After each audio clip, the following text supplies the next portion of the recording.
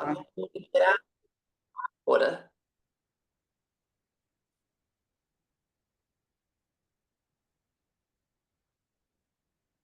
Dá um tempinho para a turma entrar, né?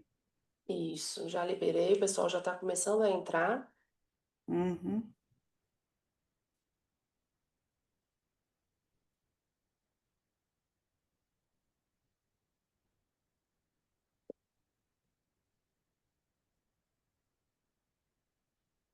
A Simone está agradecendo aqui, já está entrando. Isso, o pessoal já Ó, começou a entrar. boa noite, Raquel, também, que eu estava vendo aqui. Boa noite, Raquel. Noite. Boa noite, pessoal. Em nome da nossa presidente Luciana Costa, eu vou iniciar a nossa live de hoje. Meu nome é Maria Fernanda, eu sou radiologista em Montes Claros, interior de Minas Gerais. Sou a atual diretora científica da sociedade. Hoje nós vamos dar continuidade ao nosso projeto de lives da sociedade. Então, hoje a gente tem a live do grupo do músculo esquelético. Inicialmente, eu gostaria de agradecer a coordenação da edição, Raquel, Rogério e Elísio. Doutor Elísio Salgado, ele é médico radiologista da Ecoar, Pardini, Mater Dei, em Belo Horizonte. Fez fellow na Universidade de San Diego, na Califórnia, e é radiologista do grupo de cirurgia do ombro do Hospital Ortopédico em Belo Horizonte. Doutora Raquel Delfraro, ela é médica radiologista do grupo Hermes Pardini, em Belo Horizonte. Fez residência pelo HC, pelo FMG em Belo Horizonte também. É membro titular do Colégio Brasileiro de Radiologia e da Sociedade Brasileira de Medicina do Esporte e Exercício. A doutora Rogéria Nobre, ela é médica radiologista do CTC em Minas Gerais e da ASA São Marcos, em Belo Horizonte. Fez residência médica no IPSENG, também em Belo Horizonte, especializações em tomografia na USP e em ressonância na Beneficência Portuguesa, em São Paulo, e também é membro titular do Colégio Brasileiro de Radiologia.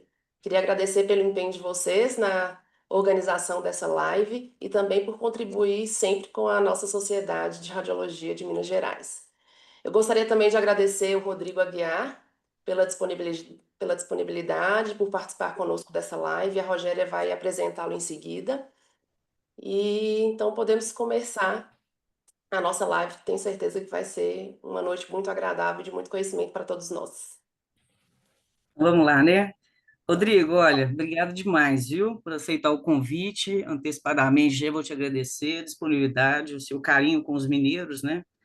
Com certeza você já é conhecido de grande parte das pessoas, né, que estão aí conectadas. Você é um grande representante, um orgulho nacional, né, internacional também. E o Rodrigo, ele é professor de radiologia do Hospital das Clínicas da Universidade Federal do Paraná. Ele é médico radiologista da clínica DAP. E ele é criador do site e do canal de radiologia ortopédica, né, o qual eu faço parte e recomendo. Ele posta diariamente vários casos e também ele disponibiliza alguns cursos. Ele vai falar para a gente hoje, então, são dois temas. Primeiro, ele vai falar sobre a estabilidade anterior do ombro e, em seguida, o glenoid tract. Bora então, Rodrigo, com você. Ok, muito obrigado, Rogéria, pela introdução. Muito obrigado a toda a comissão organizadora, pelo convite. É sempre um prazer estar aí com vocês. Eu tenho muito parente, inclusive mineiro. Eu sou do Espírito Santo, né? Então, assim, eu tenho muito parente aí em Minas, Belo Horizonte, e eu tenho um carinho especial aí também pelos mineiros, né? Pela turma de Minas. Então, Que vamos lá. bom. Eu vou falar. Deixa eu ver se eu consigo dividir aqui a tela. Eu acho que vocês estão vendo aqui a minha tela. Estão vendo aqui a minha apresentação, né? Ainda não, Rodrigo. Ainda não. Agora sim. Entrou? Sim. Sim, Entrou, né? estou. Então, beleza. Então tá jóia. Então a gente vai conversar pelo tema proposto aqui. Nós vamos dividir em duas partes. Primeiro eu vou falar sobre os achados de imagem da luxação glenomerular anterior. E aí depois, na outra parte, depois de uma primeira parada e uma discussão, a gente vai falar sobre o glenoid tract, né? Que é a medida, que é uma medida, digamos assim, um pouco mais chatinha da gente entender. Ou tem uns conceitos aí que a gente precisa ter na cabeça para entender o glenoid tract, para conseguir fazer a medida entendendo o que está fazendo e não esquecer mais, né? Por que que a medida é feita do jeito que é feita, do jeito que é preconizado. Então vamos lá. Vamos começar com a primeira parte desse nosso encontro de hoje, que é falar, então, dos achados de imagem da luxação glenomeral, né? Então, vamos pro... Eu brinco aqui que é o modo easy, né? Porque o modo hard vai ser depois falar do glenoid tract. Então, vamos falar sobre o conceito da instabilidade, né? Então, tem uma batalha aí no ombro, né? Ele é uma articulação que ela precisa de... A articulação do ombro precisa de muita amplitude de movimento, e aí, né, mas isso aí, para fazer isso, perde estabilidade, né? Então é um trade aí que tem que fazer entre movimento e estabilidade. Então o ombro é uma das articulações mais luxadas, se não for a mais luxada, se eu não me engano, do corpo humano, e não é à toa, né? Ela tem muita pouca revestimento ósseo, né? Basicamente são partes moles que vai fazer toda essa, que vai fazer a maior parte ou grande parte da estabilização do ombro, né?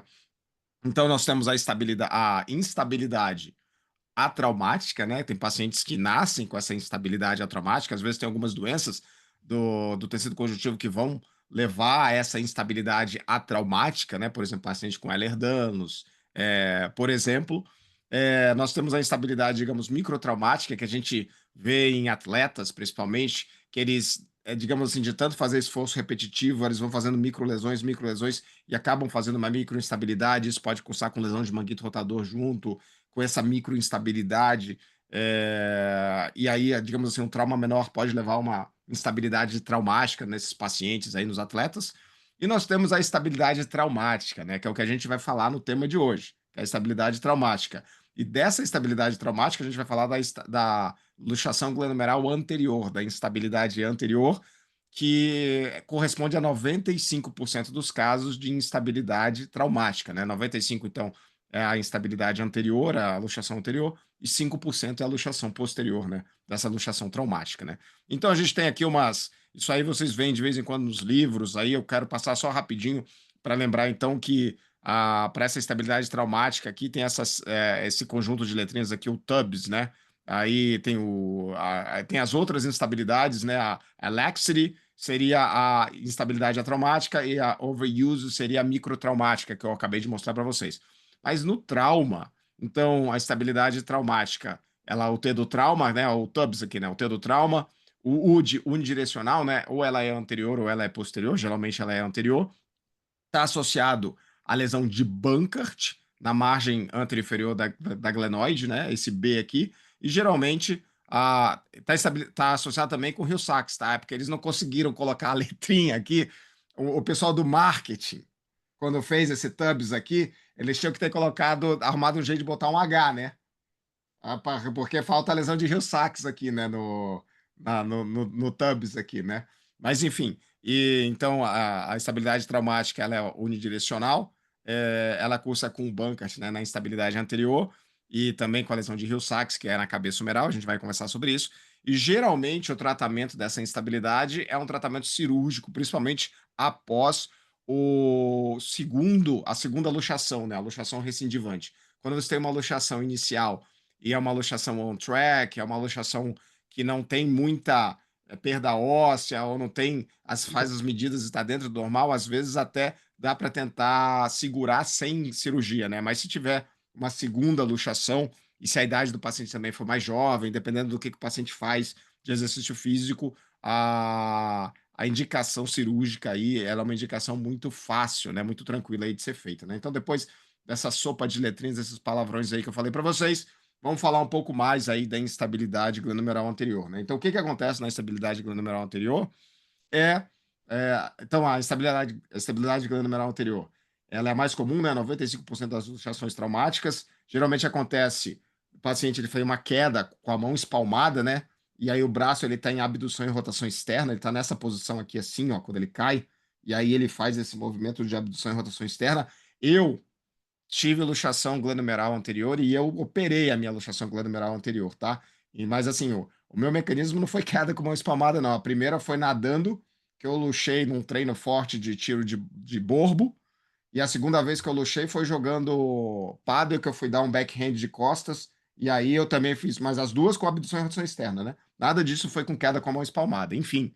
Mas guarda esse mecanismo de lesão aqui, ó. O braço ele tá em abdução e com rotação externa, isso que é importante, né? A maioria do pessoal faz com queda com mão espalmada, mas médico faz de um jeito diferente.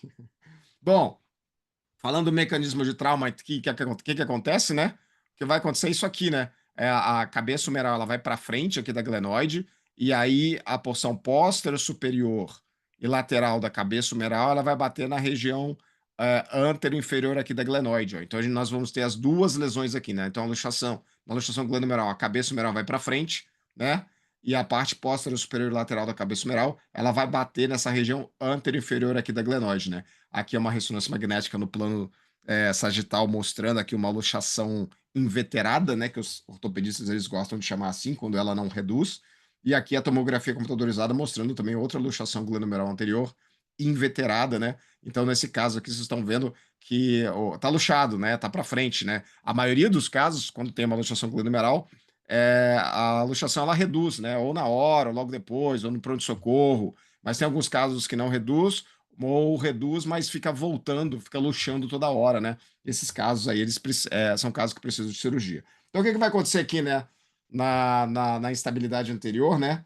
A gente tem, então, uma luxação anterior da cabeça humeral em relação à glenoide. Aí vai ter um mecanismo de rotação externa com abdução da cabeça humeral. E aí a gente vai ter a lesão de Bankert na região antero-inferior da glenoide e a lesão de Hill-Sachs na região posterior-superior e lateral da cabeça humeral. Tá? Então são essas as duas lesões características da luxação glenohumeral anterior. E o Bankert ele pode ser ósseo, né? Quando pega então a parte óssea da glenoide, ou ela pode pegar só o lábio glenoidal, que aí a gente tem um Bankert de partes moles, né? Então esse é o mecanismo de lesão com abdução e rotação externa, né, da cabeça humeral. Então, tem alguns testes, né, que o ortopedista faz lá para ver se o paciente ele tem a clínica da instabilidade anterior. Um deles é o apprehension test, que o paciente ele faz lá, faz abdução do ombro com flexão do cotovelo e rotação externa desse braço, e o paciente ele fica com medo de luxar de novo, né? Isso aqui é bem característico. Existe um relocation test também, esse anterior release test, e tem um outro aqui que é a gaveta anterior, né? O ortopedista ele segura a glenoide, ou segura, digamos assim, a escápula com uma mão e a cabeça humeral com a outra, e vê se tem alguma instabilidade ali, vê se tem uma gaveta anterior da cabeça humeral em relação à glenoide, né? Você tem uma hipermobilidade aí na região, compara com o outro lado, né? Geralmente são luxações unilaterais, então consegue ter essa distinção do lado bom e do lado lesado, tá bom? Então esses são são alguns testes aí que o ortopedista faz, né? Então, o apprehension test, esse aqui, manobra da gaveta aqui que eu mostrei para vocês, tudo isso aqui, o relocation test de job, né? Que também, quando faz esse movimento aqui e o examinador ele pressiona a cabeça humeral, a cabeça ela fica no lugar, né? E o paciente ele tem um alívio, né? Porque a cabeça humeral ela não fica querendo sair também. Então, esses são alguns achados clínicos, né? Do paciente com luxação glenohumeral anterior. No exame de imagem, no raio-x aqui, quando a gente faz o AP com rotação interna, a gente dá uma tangenciada na região posterior superior e lateral da cabeça humeral, e a gente pode ver a lesão de Hill-Sachs aqui, ó, nessa região. Então, AP com rotação interna. Isso aí é uma coisa que pode ser usada aí no raio-x. Outra incidência que é bastante falada, que é conhecida, é o striker, né? Que na incidência striker, o paciente está deitado na mesa e fica com a mão, fica com o cotovelo apontado para cima. Eu não vou explicar como é que é a incidência, como é que faz, né? Mas no striker a gente consegue ver muito bem aqui também a lesão de Hill-Sachs, enquanto nessa outra incidência que é o West Point, a gente consegue ver bem a fratura na região antero-inferior aqui da glenoide, quando a gente tem um Bankert ósseo. Então, esses são as incidências, assim, digamos assim, que o ortopedista, no dia a dia, quando ele pede uma incidência, quando ele tem, sei lá, o protocolo de luxação glenomeral de instabilidade glenomeral anterior, geralmente essas incidências estão incluídas no protocolo aí de raio-x do paciente. Bom, falando agora na ressonância magnética, né, e na tomografia também, mostrando esses achados de imagem quando a gente tem luxação glenomeral anterior. Então, a gente tem aqui na seta vermelha a lesão do lábio glenoidal anterior, anterior-inferior, né, que é a lesão de Bankert aqui de partes moles, e que a gente acaba chamando só de lesão de Bankert, né? E quando tem Bankert ósseo, a gente fala que tem um Bankert ósseo e descreve, mas se vocês quiserem, fiquem à vontade, chamar de Bankert de partes moles, a lesão do lábio, e Bankert ósseo, quando é a lesão do osso da glenoide, né? Mas geralmente quando tem assim só lesão de lábio, eu acabo chamando só de Burkhardt. E aqui na região póstero superior e lateral da cabeça humeral, a gente tem a lesão de Hill-Sachs, né? Então, a lesão de Burkhardt aqui na glenoide, a lesão de Hill-Sachs na cabeça humeral. Repare, então, que geralmente, na grande maioria das luxações glenomerais anteriores, nós temos duas lesões, que são as lesões, digamos assim, bipolares, né? Tem uma lesão na glenoide e tem uma lesão na cabeça humeral. Isso vai ser importante para a gente entender o cálculo do glenoid tract, porque essas duas lesões, elas são importantes para a cabeça humeral sair do lugar de novo. Então, por isso que a gente tem que medir essas duas regiões aqui. Eu vou mostrar para vocês no próximo segmento como é que faz essas medidas. Mas primeiro vamos só para os achados de imagem, beleza? Então nós temos o Burkhardt, que é na glenoide, e o Hill-Sachs, que é na cabeça humeral. Aqui, né, no plano sagital, que é um plano muito bom para ver o tamanho super inferior do Hill-Sachs, né? A gente vê muito bem aqui no plano sagital, mas geralmente o tamanho médio lateral do Hill-Sachs, que a gente vai usar para o cálculo do glenoid tract, a gente vai ver melhor no plano axial, tá bom? Mas voltando, agora, nessa outra imagem aqui, nós temos o Burkhardt ósseo. Então, vocês estão vendo aqui que tem uma fratura da margem anterior da glenoide, ó, tem uma fratura da margem anterior da glenoide, mostrando bem aqui na tomografia computadorizada. Então, na ressonância já dava para ver, tá? Então, você está vendo aqui, ó, a superfície articular da glenoide está aqui, aí aqui ela para e tem uma mega fratura, tem uma fratura muito grande aqui, né? E, aliás, eu já vou entrar com vocês nisso daí. É importante dizer que tem a fratura, é importante dizer qual que é a porcentagem da glenoide que está comprometida pela fratura, tá? Hoje, os ortopedistas estão avaliando aí se tiver mais que 15% de comprometimento do tamanho da glenoide pela fratura, isso é um sinal de que tem que fazer cirurgia, tá? Antes era 20% a 25%, mas hoje está indo mais para 15%, 18%, 15%, esse tamanho aqui, essa proporção aqui da área fraturada da glenoide para indicação cirúrgica. Então, aqui a gente vê na ressonância magnética a fratura óssea, aqui a gente vê também um Burkhardt ósseo aqui, né, na tomografia computadorizada, tá bom? Então, esses são os achados que a gente vê bastante na ressonância magnética, né? Então, a lesão de Burkhardt, o Burkhardt ósseo, essas lesões elas são consideradas grandes, né? Se maior que 20% a 25% da largura da glenoide, tá? Esse é o clássico, mas hoje os artigos mais recentes estão considerando 15% até. E quando a lesão, a fratura da glenoide ela é muito grande, deixa a glenoide com aspecto de pera invertida, né? Então a glenoide geralmente tem esse aspecto aqui, ó, de uma pera normal, né? Olha só o tamanho da pera, né? E aí, quando você tem uma lesão de Burkhardt muito grande, uma fratura grande aqui na porção anterior-inferior da glenoide, a pera fica invertida, né? Essa porção mais fina da glenoide fica para baixo e a porção mais gordinha da glenoide fica para cima. Esse é o sinal da pera invertida. Então, assim, se você estiver vendo uma pera invertida na ressonância ou na tomo, é porque deve ter uma fratura grande da porção anterior-inferior da glenoide. Eu só tô falando isso porque na maioria dos casos você não vai ver a pera invertida, tá? A pera invertida é quando tem uma fratura muito grande. Eu, quando era residente, ninguém me avisava, ninguém me avisou isso. Eu ficava procurando a pera invertida e eu não achava a pera invertida, quase nunca. Porque na maioria dos casos não tem uma fratura tão grande assim da glenoide, né? Deixa eu desligar meu ar aqui, que tá no 30 graus, que Curitiba tá frio. Só que agora esquentou, né? Começou a dar aula, esquenta. Então, guardem isso na cabeça de vocês. Vocês podem ver a pera invertida, mas não é o mais habitual, tá bom? Porque você só vai ver a pera invertida quando a fratura é muito grande. Lesões associadas, então, aqui só mostrando. Eu falei bastante do Burkhardt, agora falando do Hill-Sachs, né? Então, a lesão de Hill-Sachs ela vai acontecer na região antero, superior e lateral da cabeça humeral. Então, a impacção óssea na região antero, superior, póstero, superior e lateral, né? Da cabeça humeral, na região póstero, superior lateral da cabeça humeral.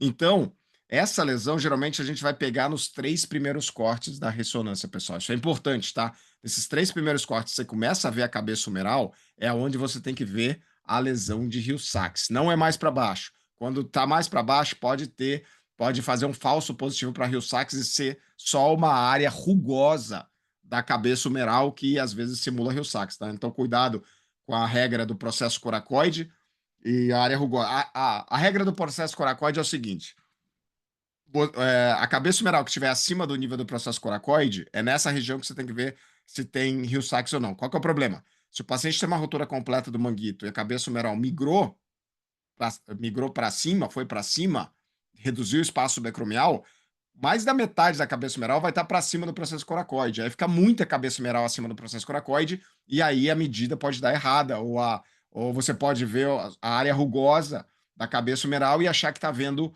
a lesão de Hill-Sachs. Por isso que eu gosto sempre dos 3 primeiros cortes do plano axial, né? Que você vai ver a cabeça humeral, é aí que você tem que ver a lesão de Hill-Sachs, tá bom? Então, guardem isso aí com vocês. Na fase aguda é moleza, né? Porque você tem edema ósseo junto, a impacção óssea da lesão de Hill-Sachs, mas o problema é na fase tardia, né? Às vezes, na fase tardia, você tem que prestar muita atenção, porque não tem edema, e você só vai ver que a porção póstero, superior e lateral da cabeça humeral, ela tá mais retificada, ela tá mais retinha.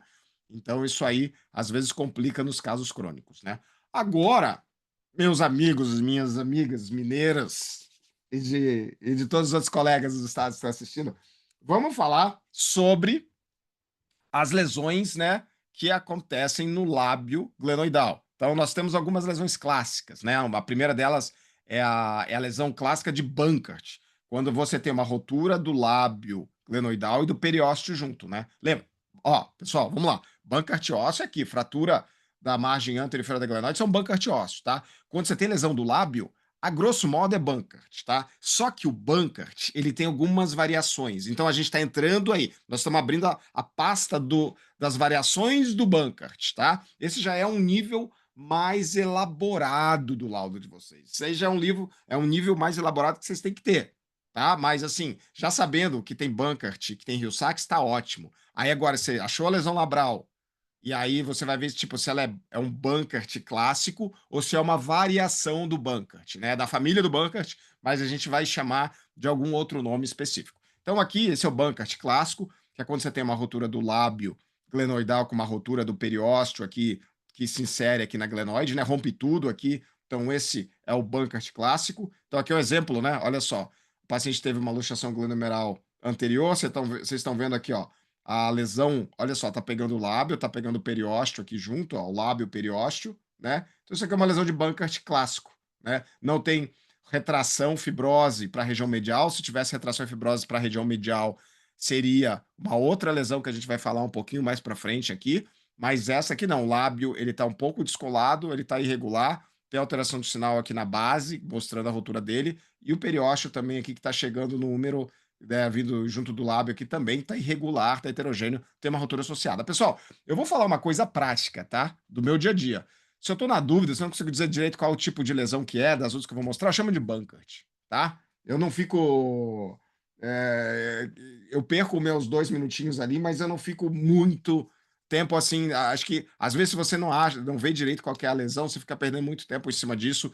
Mas nos casos duvidosos, eu acabo chamando de Bankert e o ortopedista ele vai entender isso aí. Mas então, só mostrando aqui, né, a lesão de Bankert clássico, então tem uma lesão do lábio glenoidal anterior e do periósteo adjacente. Aqui atrás, na região póstero superior da cabeça humeral, olha, que a gente está indo para cima, né? Aqui é mais para cima. Então aqui a gente tem parte da impacção óssea na região póstero superior e lateral da cabeça humeral, né, que é a lesão de Hill-Sachs. Eu só não fui mais para cima porque a lesão de lábio, eu queria mostrar mais a lesão do lábio aqui para vocês, a lesão de Bankert, tá? Então essa é a primeira lesão labral. No plano sagital, então a lesão de Bankert está localizada aqui nessa região aqui, tá bom? A lesão de Bankert está aqui, ó, nessa região, a lesão de Bankert está aqui.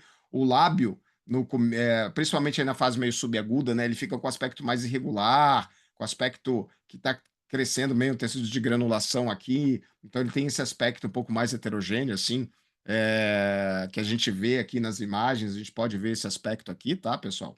Mas isso aí é uma lesão de Bankert aí que está, digamos assim, começando a tentar fazer um processo de cicatrização que não vai dar certo, né?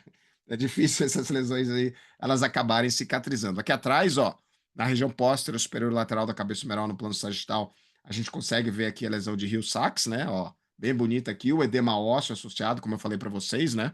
É muito bom de ver na fase aguda isso daí.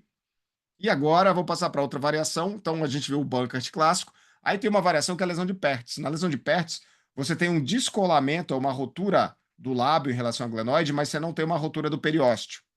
E às vezes o que acontece é que o lábio ele fica colado, digamos assim, ele fica adjacente à glenoide, mas ele está roto. Tem uma rotura na base dele aqui, ó.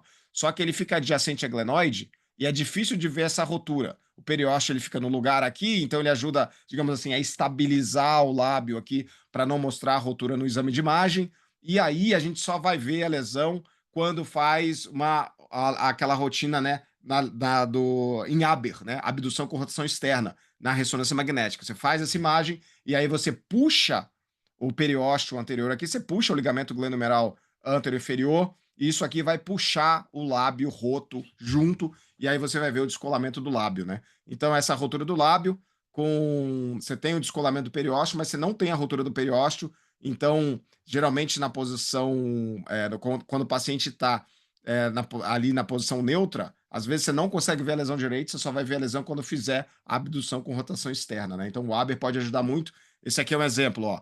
Paciente na posição neutra, esse paciente, então, aqui, ele difícil, né, de falar se tinha uma lesão ou não aqui, isso aqui é na posição neutra. Quando a gente fez a abdução e rotação externa, nesse caso aqui, isso aqui é uma artrorressonância, a gente viu que o contraste, ele entrou aqui, ó, junto da base do lábio glenoidal, e a gente conseguiu dar o diagnóstico de Aber nesse caso. Desculpa, dar o diagnóstico de uma lesão de Pertz nesse caso. Então, às vezes, a gente só vai conseguir ver se fizer a abdução e rotação externa. Qual que é a notícia ruim?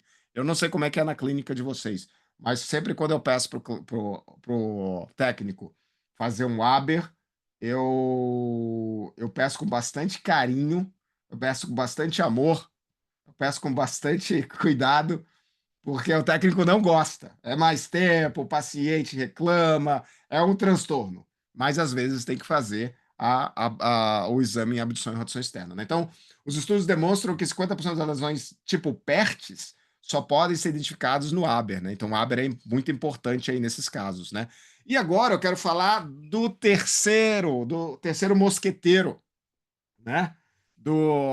Das lesões das lesões aqui do tipo Bankart, né? Então, o Bankart clássico, que eu já mostrei para vocês, o Pertz, que você tem só o lábio, que ele está descolado junto com o periósteo, mas o periósteo não está roto, e às vezes, então, o lábio ele senta em cima da glenoide e a gente não consegue ver direito se tem rotura ou não, aí tem que fazer o Aber nesses casos para descobrir, desmascarar, né? Vamos dar uma dramatizada aí para desmascarar a rotura. E aí a gente tem o ALPSA. O ALPSA, que é esse nome aqui, ó, Anterior Labral Ligamentous Periosteus Sleeve Avulsion. Esse palavrão aqui, que é a lesão do tipo ALPSA, o que eu quero que vocês gravem disso? Eu quero que vocês gravem o seguinte, ó. Imagina que o paciente tem lá uma lesão do tipo, assim, Bankart, Pertz, pode ter começado como uma delas. Só que o que acontece? Você tem uma fibrose do lábio e do periósteo, e essa fibrose do lábio e do periósteo vai fazer uma retração do lábio glenoidal. Então, o lábio, em vez de ficar aqui do lado bonitinho, ó, ou digamos assim, ele tá descolado, mas ele tá aqui perto da glenoide. Não, ele fica fibrosado e ele fica numa posição mais inferiorizada e medializada em relação à margem da glenoide. Aí você vê uma fibrose aqui. Então, uma rotura do lábio com descolamento e retração do periósteo e do lábio junto, né? Então, geralmente, nesses casos, né, o periósteo ele está descolado, mas ele não está roto, e isso aqui acaba gerando um ponto aqui de ancoragem, que quando você tem a fibrose, o lábio ele vai fibrosando e vai parando nessa região. Vamos para as imagens? O legal é ver a imagem nesse caso, para vocês entenderem melhor. Mas, enfim, isso aqui foi descrito em 1993.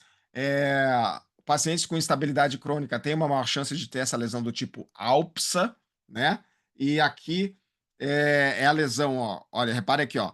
Esse paciente aqui teve uma luxação glenomeral anterior, né? Olha o Hill-Sachs grande aqui, né? Ó, é uma panela, né? Esse Hill-Sachs aqui é muito grande, né? Esse Hill-Sachs aqui olha só o tamanho do Hill-Sachs, né? Só de ver isso aqui já dá quase para falar que é off-track, sem olhar muitas coisas assim, né? Mas então, quando a gente vai pro lábio aqui, ó, o lábio tá faltando, ó, você não vê nem ele roto aqui do lado, ó, você não vê nada. E aí, quando você vai para os cortes mais baixos, você vê um tecido fibrocicatricial na região antero-inferior e medial aqui a glenoide, ó, nessa área aqui. Quando você vai aqui para o plano sagital, você vê que está faltando o lábio e você vê um tecido fibrocicatricial nessa região aqui, ó, mais medializada, mais inferiorizada e longe da margem anterior da glenoide. Então, isso aqui é a lesão do tipo ALPSA, né? Fica esse tecido fibrocicatricial localizado mais inferiormente, mais medialmente aqui a margem glenoidal, né? Isso aqui é um problemaço para o ortopedista, né? Porque quando você tem ainda um lábio que está roto, mas ele está ali do lado, Para você fazer uma cirurgia de Bankert, por exemplo, para você fixar esse lábio, é bem melhor. Agora, quando você tem um Alpsa desse, com essa alteração fibroscatricial toda aqui, é muito mais difícil para o ortopedista tentar, digamos assim, liberar esse lábio aí para colocar ele no lugar de volta. Então, isso aí é uma lesão que é muito importante a gente ver, a gente relatar para o ortopedista saber onde ele está entrando. Então, o Alpsa crônico aí, ele é visto em até 31% dos casos de instabilidade crônica da articulação glenomeral, né, dessa instabilidade anterior glenomeral. Agora, estamos quase terminando essa parte da nossa discussão, e é aqui que eu sempre fico na dúvida se eu falo mais ou se eu paro essa primeira parte aqui, porque é aqui que eu perco vocês. Sabe quando a gente quer colocar tudo no prato de uma vez só? Então é isso que acontece nessa hora da aula. O mais importante dos conceitos da estabilidade glenomeral anterior aconteceu até agora. Agora eu vou falar mais algumas coisas que também são legais, são importantes, mas separem isso numa segunda parte aí de vocês, tá bom? E não deixem contaminar o resto, porque agora eu vou para algumas outras lesões que elas não são tão frequentes, mas eu quero só falar para vocês que tem, para eu pelo menos, e não vou falar de todas, vou falar de parte delas, para vocês ficarem cientes, né? Então tem várias outras lesões aí que podem comprometer aí o lábio glenoidal, né? Ver essas lesões aí, as outras lesões dá mais trabalho, a gente não conhece direito, assim, é uma coisa que tem que estudar mais, às vezes falta um pouco de confiança, a nomenclatura em inglês é cheio de siglas que intimidam a gente, e sempre fica para o final da aula essa parte, né? Quando a gente já está meio sem foco, né? Então deixa eu só mostrar isso aqui para vocês, pessoal. Ó, vamos lá, alguns conceitos básicos, né? Então assim, ó, o lábio glenoidal anterior-inferior, ele se prende, ele ancora junto das fibras das fibras anteriores, né, do ligamento glenomeral inferior. Então você tem o ramo anterior do ligamento glenomeral inferior. É aqui, é essa parte do ligamento glenomeral inferior que ela vai se continuar com o lábio, vai se continuar com o periósteo da região anterior-inferior da glenoide. Então isso aqui forma como se fosse uma cadeia, né? É uma cadeia aqui de segurança, uma cadeia de estabilidade para não ter uma luxação glenomeral anterior, tá? É o lábio, o ramo anterior do ligamento glenomeral inferior. É isso daqui, isso é a cadeia. E essa cadeia, então, ela começa se inserindo na glenoide e termina se inserindo da cabeça humeral. Tá? Guardem isso na cabeça. Então vamos lá. A maioria das lesões da instabilidade anterior, elas acontecem ali no lábio glenoidal, né? Que eu mostrei para vocês. Mas às vezes a gente tem ruptura desse ligamento glenomeral inferior e da bolsa axilar na porção central e às vezes na inserção humeral, tá? Vê a lesão na inserção central, na porção central do ligamento, você vai ver edema nessa área. É uma coisa que de vez em quando eu coloco no laudo, mas você coloca meio assim, porque tem um edema maior ali na região, mas às vezes a gente consegue ver um pouco melhor a rotura do ligamento, do ramo anterior do ligamento glenomeral inferior no úmero, que eu já vou mostrar para vocês. Então, o lábio é somente a parte, né, da ponta aqui da ancoragem do ligamento glenomeral, do ramo anterior do ligamento glenomeral inferior. A lesão do ligamento glenomeral inferior número, ela pode acontecer, então ela acontece em até 25% dos casos aí de instabilidade anterior em alguns relatos. Então a gente pode ter várias. A lesão, às vezes, tem lesão do ligamento glenomeral inferior sem ter lesão do lábio adjacente, e você também pode ter a lesão no terço médio aqui do ligamento glenomeral inferior na bolsa axilar, tá bom? Mas o que eu quero mostrar para vocês é isso daqui, ó. Quando a gente tem a rotura do ramo anterior do ligamento glenomeral inferior no úmero, a gente chama isso aqui de Higo lesion, que é humeral avulsion of glenomeral ligament, tá? Então, assim, não olhem só o lábio glenoidal quando vocês estiverem vendo luxação glenomeral anterior. Olhem também a inserção do ramo anterior, né, do ligamento glenomeral inferior no úmero também. Então, você pode ter uma rotura aqui. Isso é também importante falar para o ortopedista. Às vezes, você só tem uma rotura do ligamento junto ao úmero, às vezes você tem uma avulsão óssea. Quando você tem avulsão óssea, a gente chama do B-Higo, né? Que é a Bone Humeral Avulsion. Aí a gente coloca o B aqui na frente, né? Mas, enfim, isso aqui é só para falar para vocês que tem, para vocês colocarem na cabeça de vocês. Quando vocês encontrar, para saber que tem, procurar Aí vocês vão achar e vão falar, como é que é o nome mesmo daquela lesão? Vocês vão procurar na literatura. É assim que vocês vão fazer, é assim que eu faço quando eu tento economizar um pouco a minha memória e o que eu quero é expor vocês para essas lesões, para vocês depois poderem procurar. Então, 20% dessas lesões da avulsão do ligamento glenomerular inferior aqui no úmero, elas acontecem com avulsão óssea, né? Não é só avulsão ligamentar. Então, tomar cuidado aqui nessa área. Então, tem que procurar na ressonância magnética, na artroscopia, às vezes o pessoal procura pouco também. Tecido fibrótico na fase crônica pode atrapalhar. E eu já quero ir para os achados aqui de imagem, para a gente poder terminar essa parte, né? Então, olha só, o ligamento glenomerular, o ramo anterior do ligamento glenomerular inferior, era para se inserir aqui no úmero, ó. Olha como aqui ele não insere e tem líquido que vem aqui para baixo, ó, e não faz aquela voltinha bonitinha aqui do recesso axilar ou da bolsa axilar, né? O nome desse sinal aqui é o sinal do J invertido. Então, quando vocês estiverem vendo isso aqui, principalmente pacientes com história de luxação glenomerular anterior, vocês coloquem no laudo de vocês a possibilidade de ruptura do ramo anterior do ligamento glenomerular inferior junto da inserção humeral. Então, também quando injeta contraste, vai líquido, né? Aqui após contraste, mostrando o líquido aqui passando a bolsa axilar, passando o ramo anterior do ligamento glenomerular inferior, né? Então, isso aqui é o principal achado de imagem que a gente vai ver nesses casos, tá? E às vezes você tem uma ruptura, você tem lá um Bankart, um Bankart do lábio com ruptura do periósteo, e você pode ter uma lesão da inserção do ramo anterior do ligamento glenomerular inferior no úmero, e aí você tem lesão em duas áreas, aí você tem o floating, o floating anterior inferior glenomerular ligament. Você tem o ligamento glenomerular inferior, a porção anterior, né, o ramo anterior do ligamento glenomerular inferior flutuante. É isso, tá? Quando você tem ruptura nas duas regiões. Mas, enfim, eu só estou mostrando isso porque tem outras lesões que podem acontecer. Essas são algumas das lesões, assim, série B. É série B, mas tem que achar a lesão da série B. Eu mostrei primeiro as lesões da série A, mas as lesões da série B também são importantes, tá bom? Aqui só mostrando outro caso. Olha só aqui, ó. Esse aqui é um floating. É um floating ramo anterior do ligamento glenomerular inferior flutuante, né? Você tá vendo aqui, ó, junto do lábio glenoidal anterior inferior tem rotura. Tá aqui, ó, a rotura nessa região. Tá aqui a rotura. E a gente também vê, ó, o sinal do J invertido aqui, ó, com rotura da inserção do ligamento do ramo anterior do ligamento glenomerular inferior no úmero também. Então, isso aqui é um floating anterior inferior glomerular ligament, tá? Então, essa daqui é uma lesão onde tem ruptura nas duas pontas, tanto na ponta glenoidal quanto na ponta humeral do ramo anterior do ligamento glenomerular inferior. E aí esse paciente vai estar instável, né? O ombro ele não para no lugar, né? O ombro vai para frente, a cabeça humeral ela acaba luxando anteriormente. Então é importante colocar isso aí no laudo para falar para o ortopedista também, tá? Então tem o Bankart aqui, o Regal aqui, fazendo esse floating aí. Então aqui só no plano axial mostrando a lesão de Bankart está aqui na frente, ó.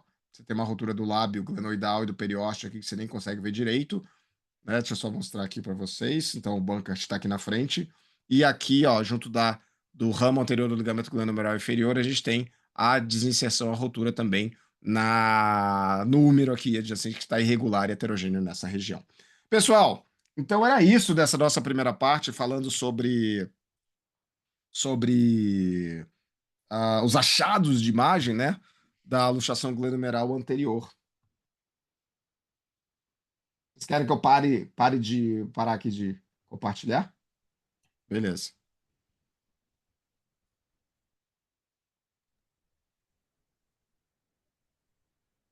Rodrigo, parabéns pela aula. Rogério, a gente programou as discussões no final das duas aulas ou a gente já faz uma agora e outra depois? Eu acho que a gente pode fazer uma agora, né, que já fala um pouco desse assunto, o que que vocês acham? E depois a gente fala mais do Glenoid Track com as dúvidas. Tá? Eu tenho um comentário. Rodrigo, parabéns. Suas aulas sempre excelentes, assim, não só em relação ao conhecimento, mas também didática e facilidade de explicar imagens que não são tão fáceis da gente reconhecer no dia a dia. Parabéns, como sempre aí, né? A pergunta que eu Obrigado, tenho Elísio. tá na sua rotina, assim, nada em relação à imagem, você tem feito muita artro, porque a tendência que a gente tem Perguntar isso visto agora. é cada vez a gente extrair o máximo de informação da convencional, para a gente cada vez indicar menos artros. Existem alguns ortopedistas que não gostam de pedir artro. Como é que é isso no seu dia a dia? Você tem feito muita artro? A gente tem feito cada vez menos artro, cada vez o que a gente notou de um tempo para cá, até que a artro de quadril, né, ela tá crescendo um pouco e a artro de ombro, ela tá reduzindo. Outra coisa também aqui, que é uma particularidade minha até que eu queria falar para vocês, é que faz mais ou menos aí uns quase um ano que a gente tá guerra entre convênios e clínicas aqui em Curitiba, e aí a clínica meio que parou um pouco de fazer artro, porque financeiramente, economicamente não estava valendo a pena. Mas assim, até onde estava vindo o meu segmento do meio do ano passado, mais ou menos, cada vez menos artro, cada vez menos. Diminuindo drasticamente aí o número de artros. O que eu vejo o quadril ali, tipo, mas não é que está aumentando muito, né? Mas um outro caso a mais de quadril, mais o ombro reduzindo cada vez mais. E assim, a gente ainda vê, né, que tá reduzindo e metade ainda, talvez, dos casos que pedem para fazer artro de ombro não precisava. Verdade, concordo. Alguma dúvida aí, gente? Nós estamos esperando as perguntas. Quem quiser pode colocar no chat aí que a gente passa para ele.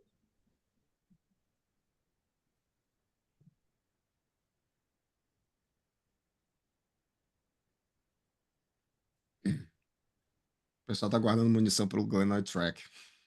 É, vai logo para o hard.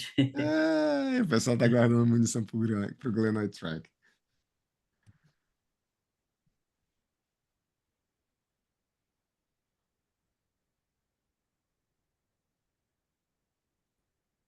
E aí, povo, perguntas? Coloca aí no chat aí, ó. Se não tiver, também coloca. Não, não tem. Saber que nós estamos aqui, estamos vivos.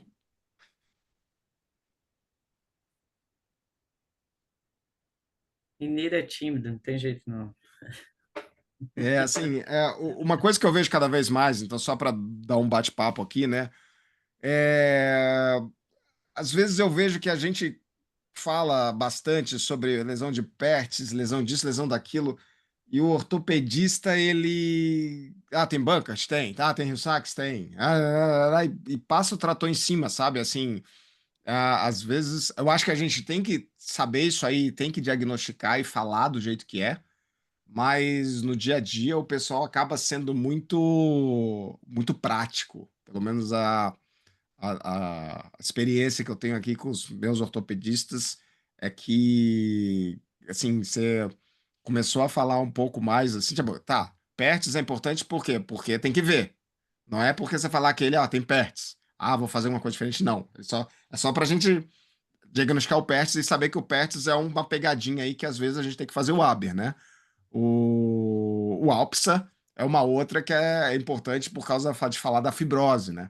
Então, assim, é sempre legal quando vocês estiverem laudando, né, pessoal aí, o pessoal da audiência, vocês terem essa noção, né? Por que é importante vocês relatarem tal coisa? Porque eu não sei, quando eu tento sempre me agarrar no porquê que é importante, porque senão simplesmente eu perco a vontade de escrever. Tem que achar um motivo. Rodrigo, tem algumas perguntas aqui, posso te passar Manda. aí? Pode, se Bom, quiser, ó. então, você está vendo aí?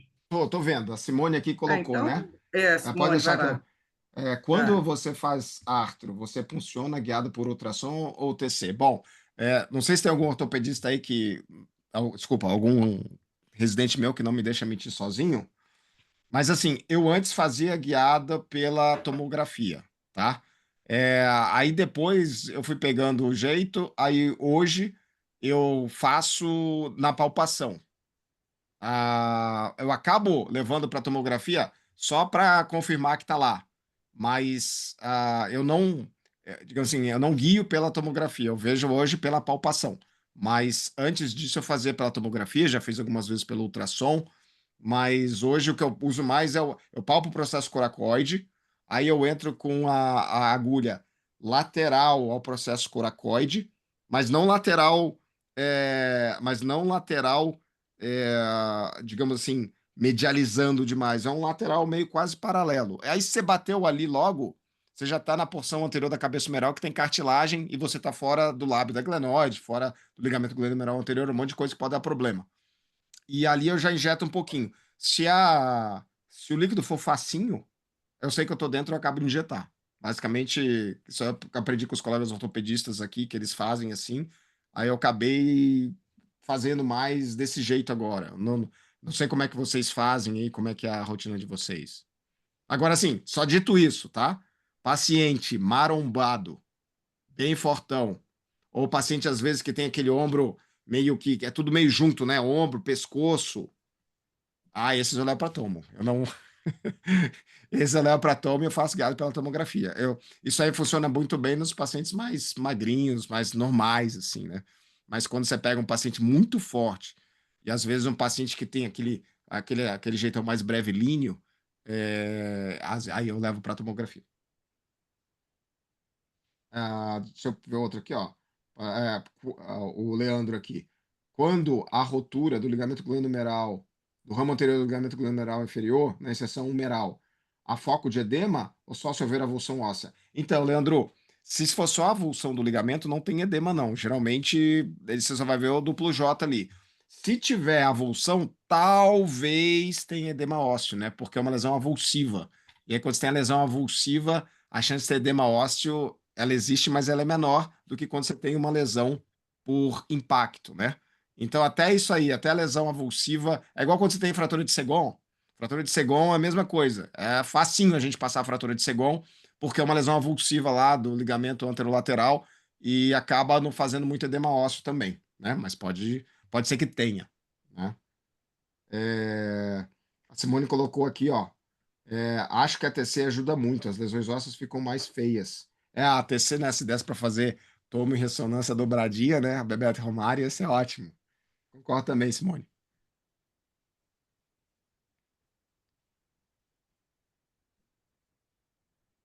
Bom, as perguntas aí para vocês também, né, como que vocês fazem aí a punção aí, geralmente é na tomo, no ultrassom, Eu geralmente tomo mesmo, Rodrigo, na rotina não, né? tomo. Aham. Lá na clínica, acho que praticamente todo mundo faz com a tomo, mas em outros serviços, por exemplo, a Alexa faz na palpação também, então tem outras pessoas que fazem na palpação, fazem igual você. Na Sim. palpação eu levo para tomografia só os casos duvidosos. Aham.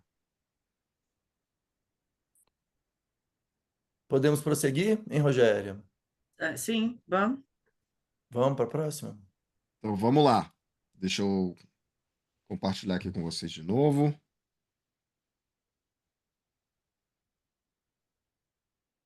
Então vamos lá, agora nós vamos entrar no Destroyer Mode. Agora aqui, que eu acho que, né, pode ser que a gente vai resolver a vida do povo aí hoje. Vamos entender como é que funciona o Glenoid Track, tá? Vamos lá? Então, falando agora do Glenoid Track, o que que é esse conceito, né? O que que é o Glenoid Track? Só primeiro, vocês estão vendo meu compartilhamento? Sim. Beleza, então tá joia. Então, assim, ó, em primeiro lugar, o porquê que o Glenoid Track é importante, né? O que que o ortopedista quer saber, né? É, ele quer saber, né, se vai luxar de novo. Ele quer saber se vai luxar de novo. E se for luxar de novo, qual cirurgia que é mais aconselhável ele fazer se for luxar de novo? E tudo isso vai depender, ou não é que vai depender, mas o cálculo do Glenoid Track vai ajudar o ortopedista a ver, a entender se vai luxar de novo e qual que é a cirurgia que o ortopedista tem que fazer. Por isso que é importante, por isso que os ortopedistas, cada vez mais, eles trabalham com esses números, eles pedem isso daí, né? Então, esse é o primeiro conceito aí, onde geralmente eu perco vocês, né, quando eu estou explicando, né? Esse é o primeiro conceito que vocês têm que ter essa ideia, né? Do Glenoid Track, o que que é, para que que serve e como é que é essa medida, né? Então, basicamente, assim, o Glenoid Track é o seguinte, pessoal. Se o buraco, né? O buraco aqui ficou bem chulo, né? Mas a intenção aqui é essa mesma. A intenção é deixar um negócio aqui bem fácil, né, de entender. Se o buraco do rio Sax, se o tamanho lá, do tamanho da panela do rio Sax, ela for maior do que a cobertura da glenoide, então quer dizer, se o buraco é maior do que a glenoide, vai sair do lugar de novo. Ou, do outro jeito, né? Se a superfície da glenoide for menor do que o buraco vai engolir a glenoide. Então, assim, se o rio Sax for maior do que a superfície da glenoide, o buraco vai engolir a glenoide e vai sair a cabeça humeral do lugar de novo. Então, esse é o conceito. É isso que vocês têm que botar na cabeça de vocês. Vocês estão. É um conceito. São duas estruturas que elas dançam, elas conversam. Uma é a lesão da glenoide e a outra é a lesão do rio Sax. Então, existe essa conversa entre essas duas lesões para você ver se uma lesão ela é on track ou se uma lesão ela é off track. Então vamos lá, vamos falar mais sobre isso aqui agora. Então, olha só, esse aqui, se eu não me engano, é o artigo inicial, né, onde foi falado, mostrado aí esse conceito aí do glenoid tract. Então, olha só, olha o que acontece aqui, ó. Nesse caso aqui, foi simulado lá no cadáver uma luxação glomerular anterior, né, digamos assim, e aqui a gente tem a lesão de Hill-Sachs e aqui a gente tem a glenoide, tá? Vocês estão vendo que o buraco, ou a panela, ou a lesão de Hill-Sachs, ela está contida pela glenoide. A glenoide é maior do que a lesão de Hill-Sachs. Então, isso aqui é uma lesão on-track.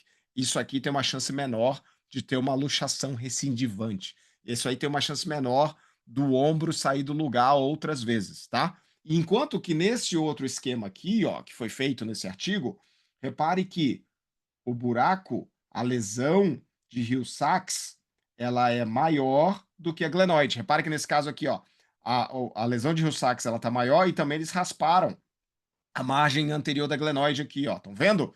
Então aqui é como se fosse uma fratura da glenoide anterior, com perda da glenoide. O lábio também ajuda, né? Então, se você tem uma lesão labral, já diminui o tamanho da glenoide, digamos assim, já deixa a glenoide com uma menor área aí para ficar em cima da lesão de Hill-Sachs, mas nesse caso aqui eles rasparam a glenoide aqui, simulando até uma fratura de Bankert, né?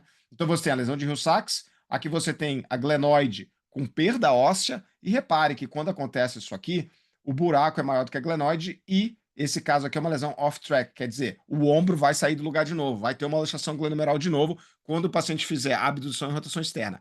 E aqui é outro ponto que eu quero que vocês prestem muita atenção nesse desenho, porque um dos motivos de vocês, da gente, né? Eu falo da gente, que eu demorei pra caramba pra entender esse conceito. Mas, assim, uma das coisas que faz a gente perder o raciocínio do cálculo da lesão on-track, off-track, é não entender isso aqui, pessoal. Ó. Quando que acontece essa sobreposição da cabeça humeral com a glenoide, para ver se tem luxação ou não tem luxação de novo, é com o ombro em abdução e rotação externa. É nesse movimento aqui, ó. Então, assim, ó, por isso que a glenoide está aqui, ó. Por isso que a glenoide está numa posição extrema em relação à cabeça humeral. Porque, né? Porque, ó, me lembro quando eu era residente, eu pensava, pô, residente não, né? Quando eu era radiologista já, porque esse conceito aí eu não era residente, eu já era radiologista. Mas quando eu comecei a pensar nesse conceito, eu falava, ué, o que a glenoide está fazendo aqui, ó? Na margem da cabeça humeral. A glenoide ela não é para estar aqui no meio, né? Na posição neutra é para estar aqui no meio. Mas quando a gente tem abdução e rotação externa, a cabeça, a glenoide, ela vai lá para trás e ela fica beliscando a margem da cabeça humeral. Então é por isso que a gente faz essa medida e o glenoid tract acontece nessa região, que foi a região, desculpa, por isso que acontece nessa posição, que foi a posição que ocasionou a luxação glomerular anterior. Beleza? Então esse é um conceito importante. Por que a glenoide está aqui? Né? A glenoide está aqui porque é nessa... Por que a glenoide está beliscando aqui a cabeça humeral? Está desse jeito. Porque esse é o movimento, abdução com rotação externa. Quando acontece isso, a glenoide ela fica desse jeito na cabeça humeral. E é por isso que a gente faz as medidas que a gente vai fazer, que eu vou mostrar para vocês mais para frente. Então, assim, ó, é importante saber se uma lesão ela é on track ou ela é off track, porque isso aí vai ajudar a indicar o tratamento. Por exemplo, se você tem uma lesão on track, uma lesão menor, que não desencaixa, digamos assim, que não tem essa recorrência, o ortopedista pode fazer só um reparo, uma cirurgia de Bankert, né? Que foi, por exemplo, o que fizeram comigo. A lesão, ainda bem, graças a Deus, era pequena, Aí eu tive a segunda luxação, tinha um lábio ali que não era nos 10 mais, mas ainda dava para dar uma recuperadinha nele. E aí foi feita uma cirurgia de Bankert para mim, porque eu não tinha, a minha lesão não era off-track e o lábio ainda dava para dar uma aproveitada nele. Então, assim, ó, lesão on-track, tranquila, o cara já tá com quase 50 anos, prometeu que não vai fazer gracinha, então nós vamos fazer uma cirurgia de Bankert nele, né? Tanto que eu fazia eu fazia jiu-jitsu, mas aí parei, né? Depois que eu não quero passar por isso novamente. Enfim, então isso aqui é um motivo, por exemplo, o que que você vai ver se a lesão é on track off track. Quando lesões são pequenas, quando as lesões são on track, quando você vai fazer, o ortopedista vai fazer uma cirurgia mais tranquila, uma cirurgia menos agressiva.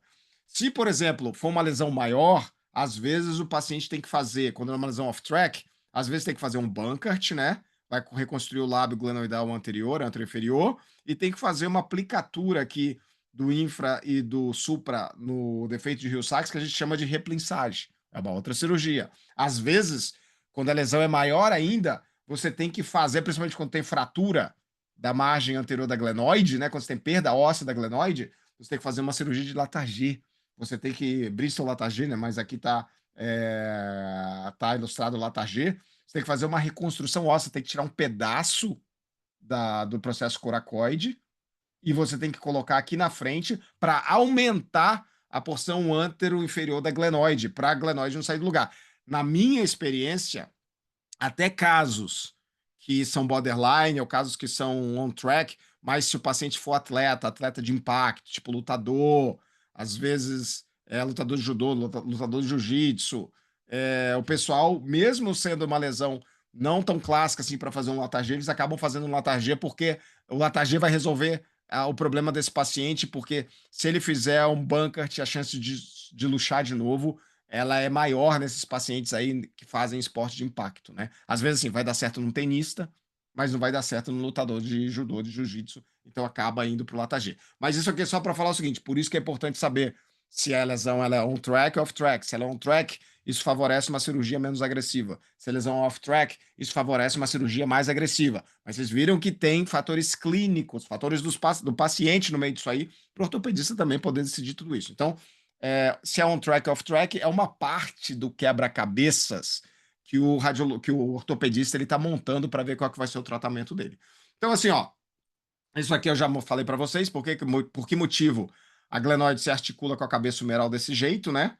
É porque, e esse é o segundo ponto que eu perco com vocês, né? O primeiro é o conceito, e o segundo é por que a glenoide ela fica assim? Então eu já expliquei para vocês que é nesse movimento que ela fica, é desse jeito, quando faz abdução e rotação externa, é assim que a glenoide ela fica, né? Ela dá uma beliscada, ela é um movimento extremo, ela dá uma beliscada, inclusive na tuberosidade maior do úmero, eu já vou falar sobre isso aí com vocês, porque isso aí é importante para o cálculo da medida. Então, olha só que interessante isso aqui, né? Ó.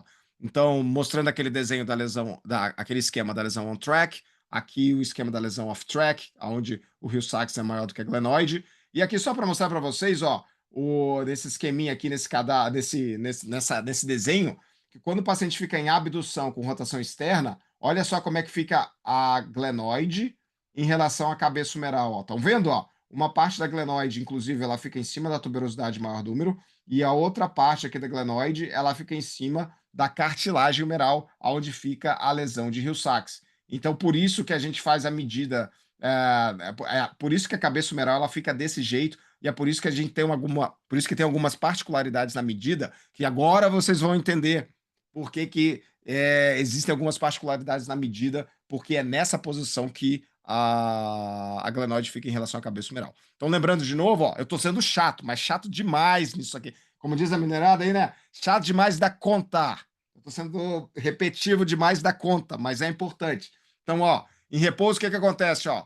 A cabeça humeral tá aqui bonitinho, ó. Esse paciente teve uma luxação glenohumeral, né? Olha só, não tem lábio anterior, tem uma lesão de Bankert aqui, de partes moles, né? De labral aqui, que não tem lábio, né? Talvez o lábio esteja aqui para frente, junto com o ligamento glenohumeral anterior aqui, ou não sei se é o ligamento glenohumeral médio, enfim. Eu não tenho todas as imagens para falar para vocês. Mas está faltando lábio. Então, esse paciente tem uma sequela de luxação glenohumeral anterior, com lesão do lábio e mais essa lesão grande aqui de Hill-Sachs, tá? Mas essa é a posição em repouso. Nessa posição em repouso, Repare que é essa porção da cabeça humeral que se articula com a glenoide. Então aqui não vai ter luxação recidivante desse jeito, né? Aqui está articulando cartilagem boa com a glenoide.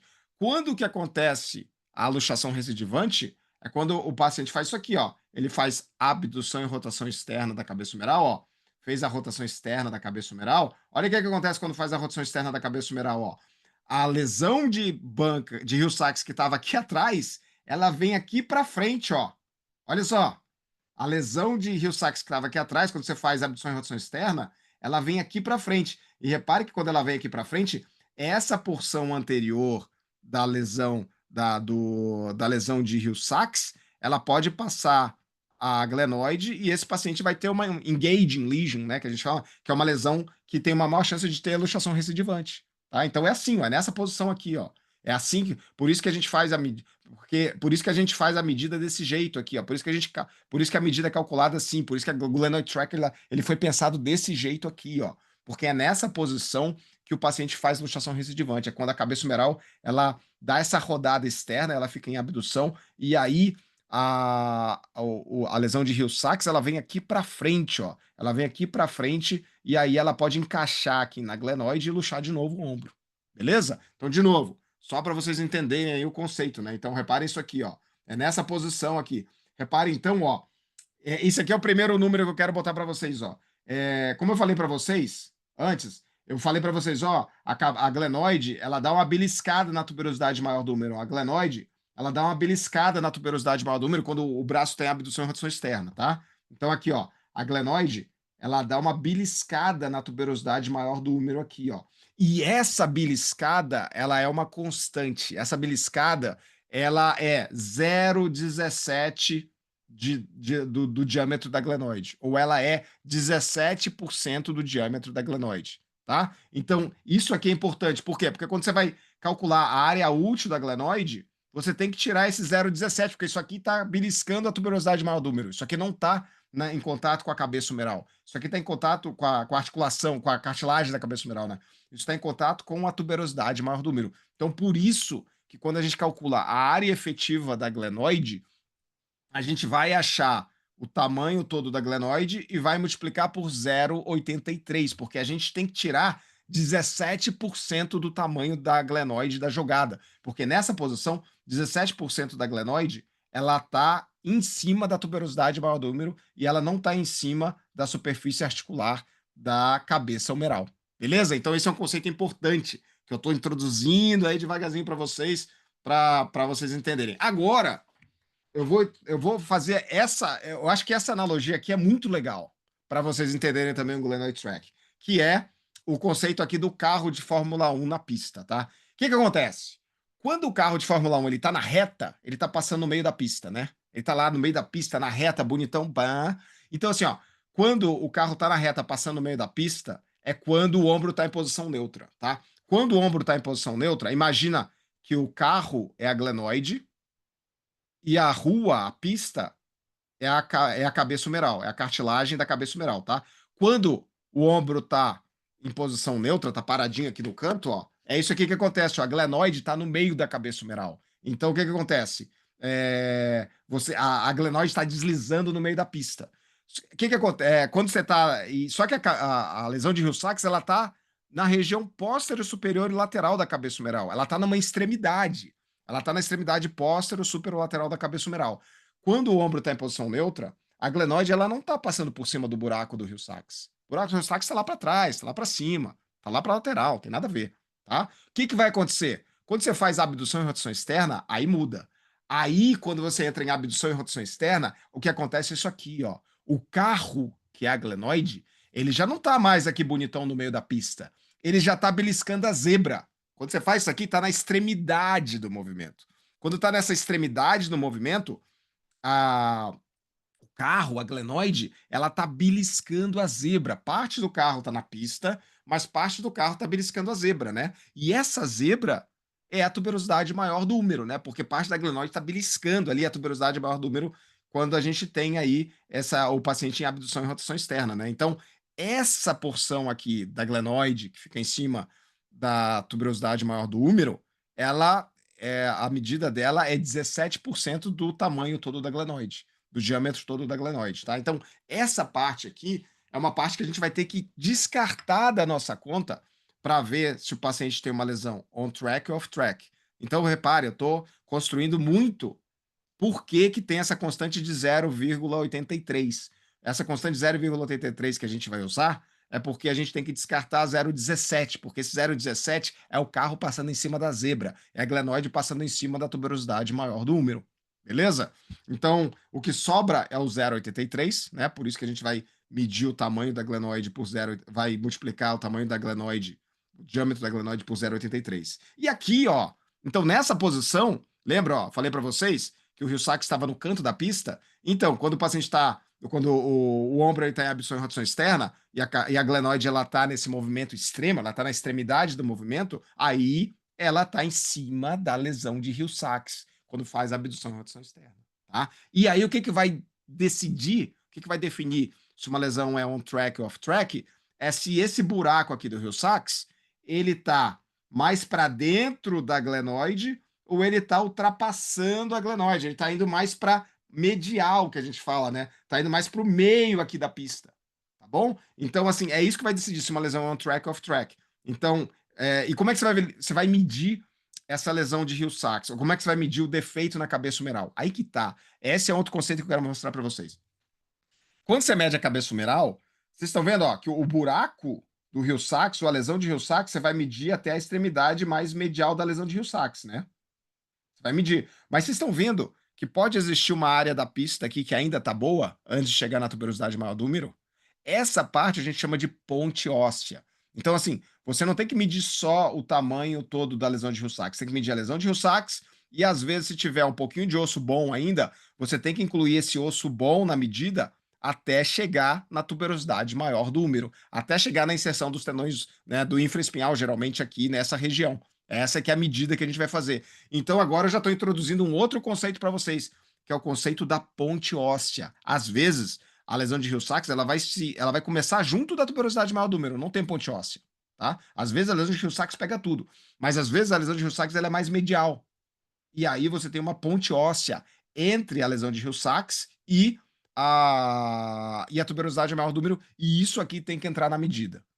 Tá bom? Então, assim, por isso que a gente fala, né? As lesões de Rio-Sacks mais mediais, elas estão sujeitas a serem lesões off-track. Por quê? Porque se tiver um Rio-Sacks desse tamanho, mas se ele for mais medial, mais para dentro aqui, ó, não importa o tamanho da ponte óssea, você vai começar a medir a lesão dessa margem aqui, ó. Você vai contar tudo.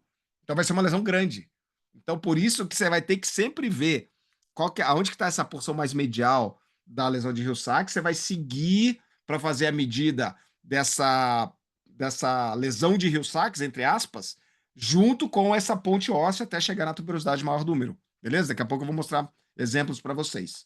Então, essa aqui é a região da ponte óssea, e esse aqui é um conceito também que pode dar uma bugada na cabeça de vocês. A gente perde alguns colegas na explicação quando entra a ponte óssea na jogada, mas aqui eu quero mostrar para vocês o que é essa ponte óssea. Essa ponte óssea é uma área ainda saudável que pode ter entre o Rio-Sacks e a tuberosidade maior do úmero, mas que não interessa. O que interessa é até onde vai mais para medial essa lesão de Rio-Sacks, até onde vai mais para medial o buraco. O que eu quero saber é se esse buraco, o pneu aqui do Rio-Sacks, ele está passando dentro do buraco ou fora do buraco. Se ele estiver passando dentro do buraco, isso é uma lesão off-track. Se ele estiver passando fora do buraco, é uma lesão on-track. Basicamente é isso. Então, é essas medidas aí que a gente vai fazer. Então, aqui, vamos agora para a medida propriamente dita, né? Passamos da parte lúdica do conceito do on-track, off-track, e agora eu quero entrar aqui, né, de como fazer o cálculo da lesão do on-track, off-track. Então, você vai pegar ali, ó, a superfície efetiva da glenoide. Então, como é que a gente vai fazer? Vai traçar essa linha ou vai calcular essa superfície efetiva da glenoide? A gente vai pegar um plano sagital, né, da tomo ou na ressonância magnética, que vai passar bem ali no começo da glenoide, na parte óssea da glenoide, ali bem no comecinho dela, e a gente vai fazer um círculo que vai passar na região posterior e inferior da glenoide. Tá? A gente chama disso de fazer o best fit da glenoide, né? Então a gente vai fazer um círculo que vai passar nessa região aqui, para ter esse diâmetro da glenoide aqui, e aí a gente vai ter esse tamanho aqui da glenoide, né? Esse diâmetro. E aí a gente vai ver o que está faltando da margem anterior da glenoide até chegar na região anterior do círculo, tá? E isso aqui, então, é uma parte da glenoide, digamos assim, que está faltando. E aí, o que a gente vai fazer? A gente vai ter que subtrair essa parte aqui do diâmetro total da glenoide, tá? Mas calma aí que tem aquela variável do 0,83, aquela constante do 0,83 que a gente vai precisar multiplicar. A gente já vai conversar sobre isso.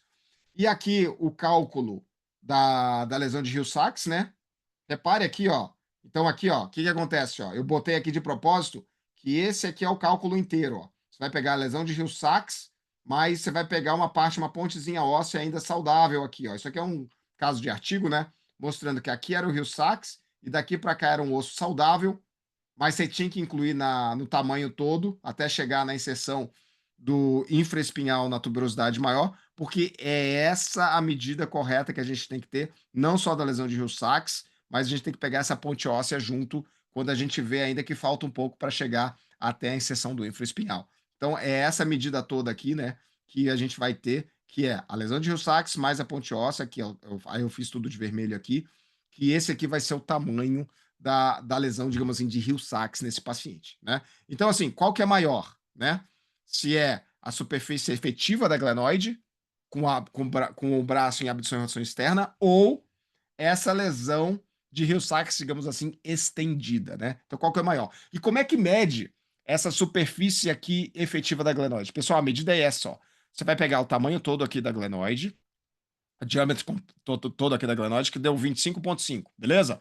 Pegou esse diâmetro todo da glenoide, que deu 25,5, nesse caso, você pega e multiplica por 0,83. Lembra que 17% da glenoide sai da jogada, porque esse 17% está passando em cima da tuberosidade maior número. O que sobra é 0,83. É isso que vai passar em cima da superfície articular da cabeça humeral. Por isso que multiplica por essa constante 0,83. Então você pega o tamanho todo aqui do diâmetro da glenoide, você multiplica por 0,83 e aí você subtrai da parte da glenoide que está faltando, tá? E aí você vai ter o tamanho efetivo da glenoide com braço em abdução e rotação externa.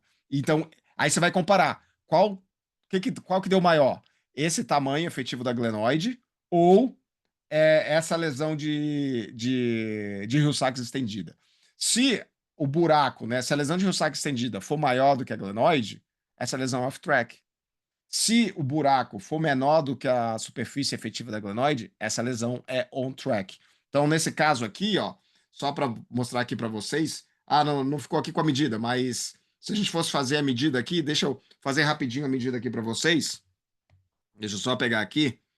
Vou fazer a medida aqui. Então, ó, 25,5 vezes 0,83 deu 21,16 menos 2,9 vai dar 18,2 milímetros. E aqui o tamanho do Hill-Sachs estendido deu 23 milímetros. Então, nesse caso, a glenoide é menor do que o Hill-Sachs estendido. Então, isso aqui é uma lesão off-track. O buraco, o Hill-Sachs é maior do que a glenoide efetiva, que é a glenoide que sobrou, digamos assim. Então, isso aqui é uma lesão off-track. Tá? Então, esse primeiro caso aqui, esse caso que é um caso da literatura, é uma lesão off-track. Esse outro caso aqui, ó, só para mostrar para vocês, né? Mais ou menos aqui é onde a gente faz a medida só o eixo aqui que a gente vai fazer a medida da glenoide para fazer o best fit aqui da glenoide, né? E repare, isso aqui é uma coisa que eu noto, tá? Mesmo em casos que não tem fratura da margem anterior da glenoide, nos meus cálculos, sempre tem algum pouquinho que eu tenho que subtrair da parte anterior da glenoide, que o best fit sempre para mim, quase sempre, sobra um pouquinho da parte anterior aqui, eu tenho que e sobra um pouquinho para eu subtrair, tá? Então, assim, fazer o best fit e esperar que em casos que não tenha fratura, você não vai precisar subtrair nada, para mim é muito difícil. Geralmente ainda falta um pouquinho, ainda vai sobrar um pouquinho do círculo aqui do diâmetro e eu tenho que subtrair um pouquinho, tá? Isso é da minha experiência própria. Depois eu quero ouvir dos outros colegas aí que estão comigo aí para ver o que eles, como é que eles veem isso na prática. Mas para mim sempre acaba sobrando um pouquinho e mesmo sem fratura eu tenho que tirar um pedacinho pequenininho dessa medida anterior aqui da glenoide em vários casos. Então, indo aqui para outras medidas, né? Então agora eu quero dar o exemplo aqui só do carro aqui para vocês, né? Vamos ficar calmo aqui e eu quero reforçar mais um pouco então aqui com vocês. Eu vou usar o carro de novo aqui para reforçar os conceitos do glenoid track, né?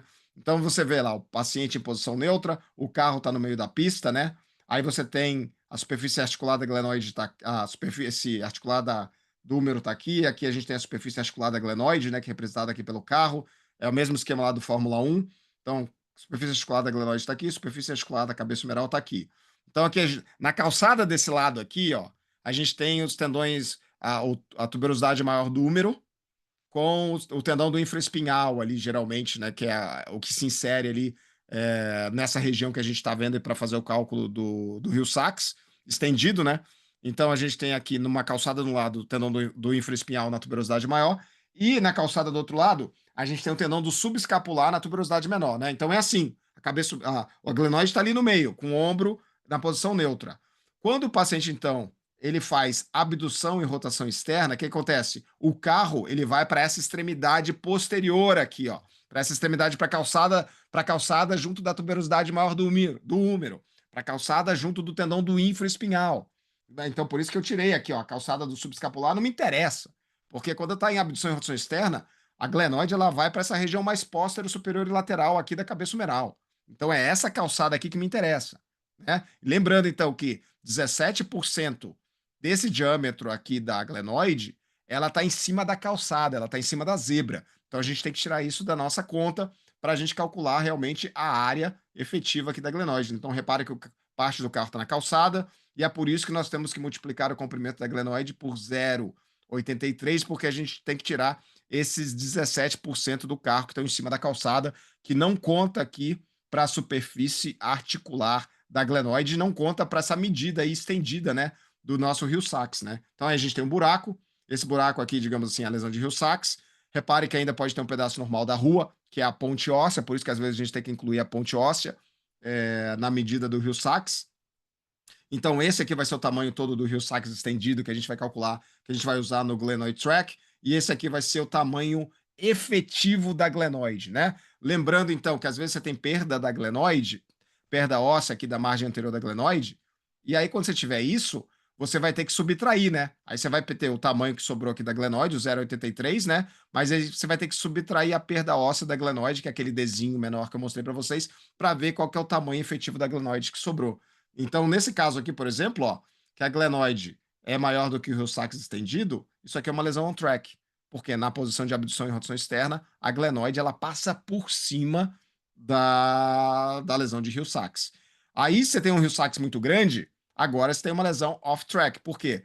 Porque a margem mais medial aqui do Hill-Sachs, né, ela passa mais para... Ela sobra em relação à glenoide, né? Ela passa pelo tamanho da glenoide. Então, repare que aqui, ó, a glenoide, ela tem um tamanho menor do que a lesão de Hill-Sachs estendida, então isso aqui é uma lesão off-track, porque no movimento de abdução e rotação externa, o carro, né, ele vai encalhar nesse buraco, ele vai entrar nesse buraco, porque o buraco é maior do que a largura, digamos assim, do carro que sobrou, né, para passar em cima desse buraco.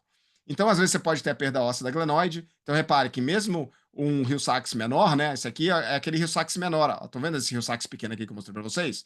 Então, às vezes, você com um Hill-Sachs pequeno, então, aqui, ó, Hill-Sachs pequeno, mas só que se você tiver um Hill-Sachs menor, mas mesmo assim, se você tiver uma perda óssea da glenoide, não adianta, a lesão vai ser off-track do mesmo jeito, né? Porque você tem um menor tamanho da glenoide, e aí vai ser off-track do mesmo jeito. Como eu falei para vocês, as duas lesões conversam.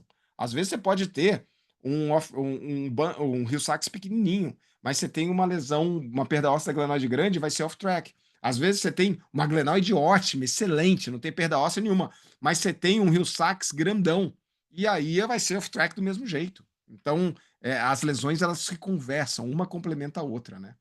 Então, só revisando aqui um pouquinho das medidas aqui que eu falei para vocês, né? Então, repare aqui, ó, quando eu vou fazer esse cálculo aqui, né?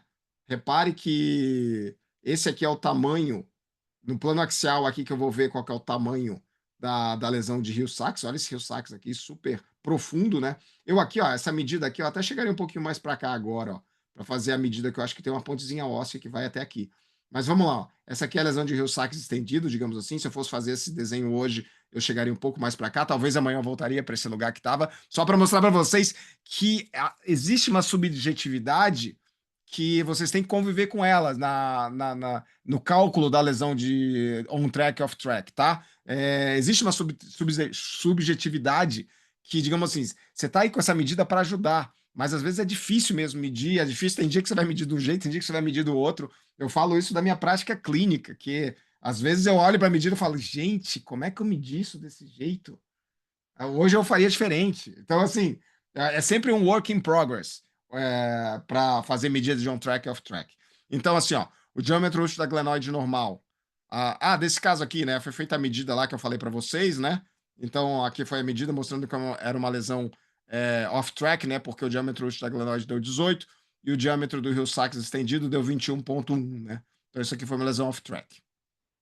Agora, mostrando aqui outro caso, ó, olha só. O diâmetro útil da glenoide foi 27,2, multiplicou por 0,83, aí deu 22,57. Parou por aí? Não, né? Você tem que subtrair o 3,8, né? Subtrai o 3,8, aí o diâmetro efetivo da glenoide deu 18,7.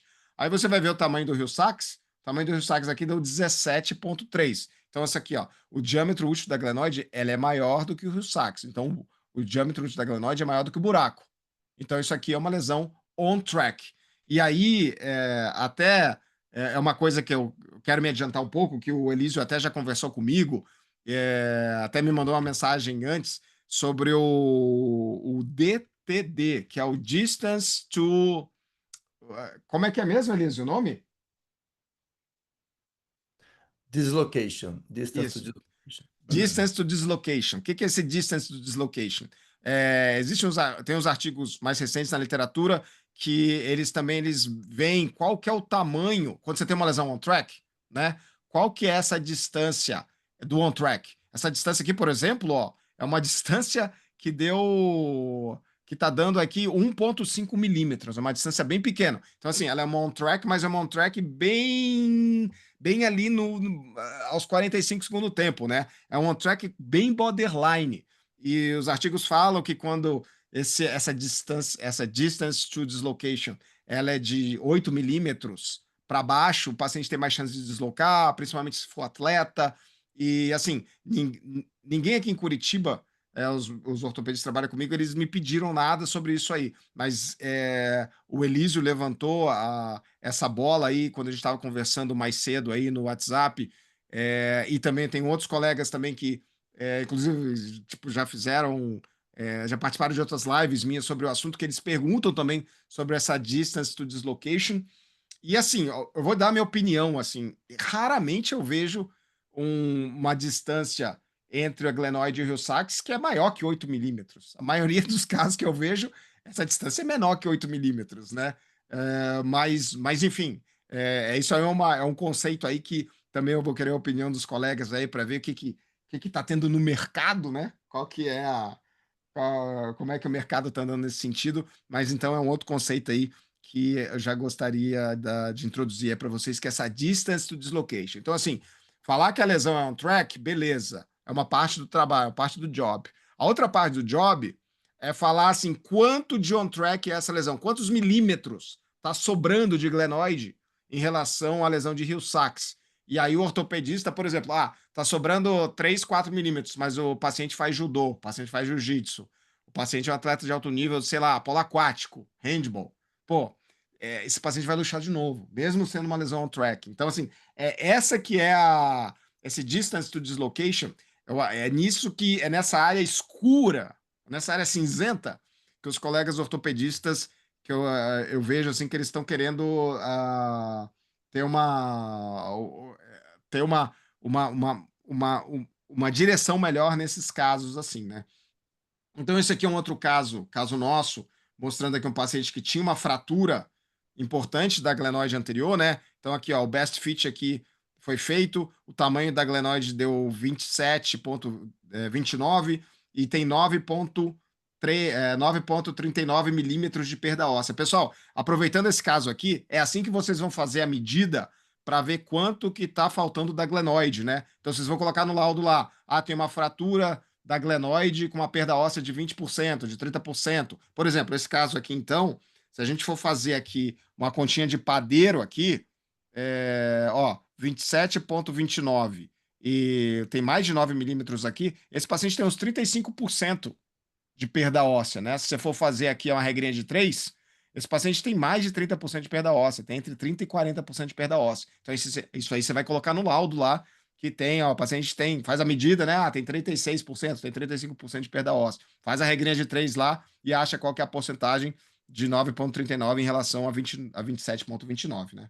Mas voltando aqui ao caso, então, ó, o tamanho aqui é 27,29, a perda óssea tem 9,39 e a lesão de Hill-Sachs estendida aqui, ó, que nesse caso praticamente eu não consegui ver ponte nenhuma, né? Eu medi só o Hill-Sachs aqui, deu 16,93. E aí, fazendo as medidas, né? Fazendo, ó, 27,29 vezes 83, 0,83, deu 22,65. Aí você vai tirar 9,39, sobrou 13,26, né? Então, esse é o diâmetro útil da glenoide, é 13,26. E aí você tem uma lesão de Hill-Sachs estendida aqui, que mede 16,93. Então, o Hill-Sachs é maior do que a glenoide. Então, isso aqui é uma lesão off-track. Beleza? Então, mais uma coisa do conceito aí para vocês calcularem a porcentagem da perda óssea da glenoide, né? Como é que faz, né? Aí, cuidado com a técnica para obter uma imagem sagital perfeita da glenoide, que na minha opinião é meio utópico. Se fizer um 3D, às vezes eu acho que pode ajudar. A tomografia é melhor para fazer esse corte sagital perfeito da glenoide, que eu acho em relação à ressonância magnética também, mas acaba que vem muito caso só para a ressonância magnética, e na ressonância magnética a gente tem que fazer a medida e a gente faz o melhor do que a gente pode, né? Então, lembrando sempre fazer o círculo perfeito da glenoide margeando a região posterior e inferior da glenoide, né? E usar a imagem axial, onde a lesão é maior, para medir o Hill-Sachs na ressonância magnética. E às vezes é isso aqui, né? Que se exploda a ponte. Tá na dúvida, não consegue ver a ponte de novo? Faz a medida lá, faz o tamanho lá. Por exemplo, nesse caso aqui, ó, não consegui ver a ponte direito, não perde muito o sono, às vezes, para achar a ponte. Viu a inserção do infraespinhal, da tuberosidade maior, viu aqui o Hill-Sachs está chegando meio junto, ou se tiver aqui é bem pequeno, você consegue ver direito, pessoal, que se exploda a ponte. Isso aí é uma medida aproximada, vocês vão fazer o melhor que vocês podem, mas, de novo, vocês não vão ficar neuróticos aí. O ortopedista ele tem outras coisas que ele tem que avaliar, ela tem que avaliar para ver qual cirurgia vai fazer. E às vezes essa pontezinha, quando você mal vocês conseguem ver, né? Óbvio, né? Isso aqui não é desculpa. Ah, não sei como é que vem a ponte, que se expor da ponte. Não, não é isso. É que às vezes a ponte é bem pequenininha, vocês ficam na dúvida, e aí vocês dão uma arredondadinha ali e bola para frente e calcula as medidas, né? Esse daqui é o meu caso, né? Eu acho que é o último caso aqui, só para mostrar o meu caso, a segunda luxação que eu tive, né? Então, só o meu lábio, ele já tinha um aspecto mais fibrosado, mais irregular, porque eu já tive uma luxação há 25 anos atrás e depois eu ficava meio subluxando várias vezes, mas ele estava meio ele tava no ruim. Eu não sei como que o ortopedista conseguiu dar um jeito nele aqui, ó. Tem umas áreas aqui que eu não tava gostando muito dele, não. Mas o colega aqui deu um jeito, aí ele fez uma cirurgia de Bankert, mas separa, eu tinha um Hill-Sachs pequenininho, né? O Hill-Sachs não era grande, né? Eu calcularia ele daqui até aqui, assim, ó. Eu calcularia até aqui, né? Essa seria minha pontezinha óssea, talvez, aqui no cálculo. Deixa eu ver como é que eu fiz aqui o cálculo, ó. Aqui só mostrando aqui a área mais, o meu lábio glenoidal anterior, que era mais fibrocicatricial nessa região, mas não tinha um álpsa, né? Era só o fibrocicatricial, mas o lábio estava colado ali na glenoide. E aí eu calculo, então, eu peguei lá essa partezinha para fazer a ponte óssea, aí o meu Hill-Sachs deu esse tamanho aqui, eu ainda fui generoso, passei um pouquinho mais medial aqui, só para garantir, aí deu mais ou menos uns 16 milímetros, aí esse aqui era o tamanho da minha glenoide e tal, e o que... eu não tinha perda óssea, mas mesmo assim é difícil nos meus cálculos eu bater certinho o best fit anterior, mesmo em casos sem fratura da glenoide, tá? Então, só para mostrar para vocês que eu sempre tenho que subtrair um pouco nos casos que eu faço, porque nunca dá conta certinho. Mas fazendo as medidas aqui, deu uma lesão on track, né? Nesse caso. Então, pessoal, terminando aqui, né? Conhece o método Glenoid Track, todo mundo tá pedindo, os ortopedistas que fazem ombro, isso aí é meio. Isso virou padrão nos laudos aí, pelo menos aqui, pra gente, eu vejo na maioria dos casos. Veja com os ortopedistas se eles usam. Eu acho que a grande maioria hoje está usando.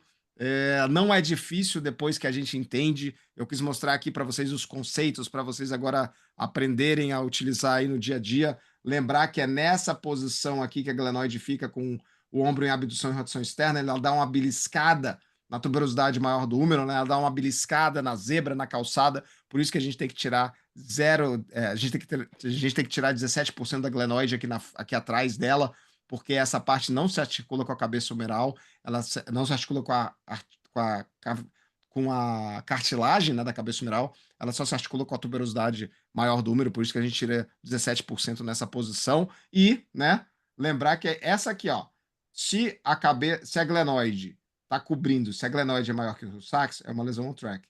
Se a glenoide é menor do que o Rio-Sachs, se o Rio-Sachs é maior, isso é uma lesão off-track, tá? Então, é isso aí que eu queria mostrar para vocês.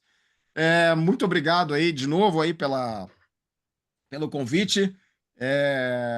Um prazer muito grande aí estar com vocês. Deixa eu parar de compartilhar aqui. E é isso.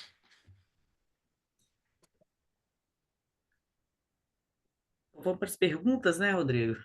Eu Beleza, vou. vamos lá. Esse conceito que você falou da distância é o near track, né? Que é o borderline, né? Que você comentou. Isso, esse é outro nome, near track, isso mesmo. Entendi. E aí, Excelentão. o pessoal pede para vocês o near track, já tem colegas aí conversando sobre isso com vocês? Não, para mim não. Para você pede, Elísio. Ainda não, Rodrigo. Conceito novo, tá? Foi descrito, né, assim, pelo que eu li, artigo de 2023 e tudo, mas a gente está É, sempre atualizando, acho que tem que trazer mesmo, né? Então, E faz é, sentido, né? faz Faz sentido assim, sentido. porque como são, eu já tive essa dificuldade, assim, como são duas medidas diferentes e independentes, teve um dia que deu a mesma medida, Sim. o é, Predor Stack deu a aconteceu mesma comigo. medida do Rio Sachs. Aí eu falei assim, e Sim. agora, que eu resolvo isso, né?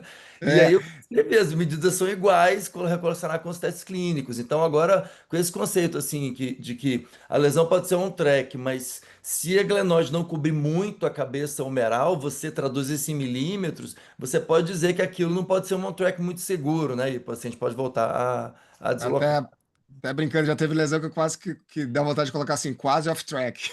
Isso, isso. E eu Lesão voltei com quase será que eu não off-track. consigo, assim, será que eu não consigo 1 milímetro a mais aqui para Sim. poder, pra poder pender para o lado? Mas já tava feita a medida, então não teve como voltar. E tive que dar a Mas mesma medida dos dois. eu acho que eles vão se basear muito na clínica do paciente e na atividade, né, desportiva, da idade do paciente, para tomar uma atitude se vai operar, de colocar ali o osso enxerto ou não, né? Eu acho que deve ter muito É, disso também. a grande dúvida vai ser se eles vão fazer a abordagem artroscópica ou se eles vão fazer transposição óssea, né? O que eu Pois tenho é. visto é que cada dia mais eles optam pela transposição óssea. Então, por exemplo, igual o Rodrigo falou, né? Antes era 25%, aí depois mudou para Uhum. 17%, agora já está 15%, né? Já está 15%. Sim. A porcentagem de perda óssea para poder indicar a porcentagem de perda óssea da glenoide, que era 25%, agora já está em 15% para poder indicar a transposição óssea, vamos dizer assim, né?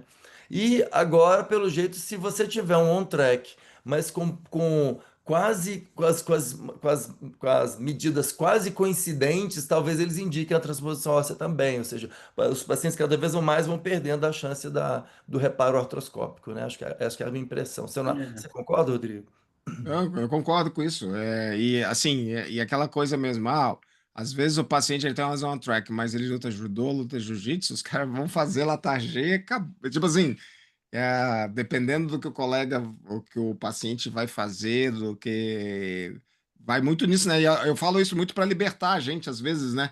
Que às vezes parece, principalmente eu acho no começo, o pessoal fica agoniado de, sei lá, 1 milímetro para lá, 1 milímetro para cá. É importante, né? Fazer as coisas direitinho, mas lembrando que tem outros fatores aí que vão ajudar a definir, né? E eu acho que o near track, o DTD aí, é uma coisa legal, realmente, que ele dá esse respiro, né?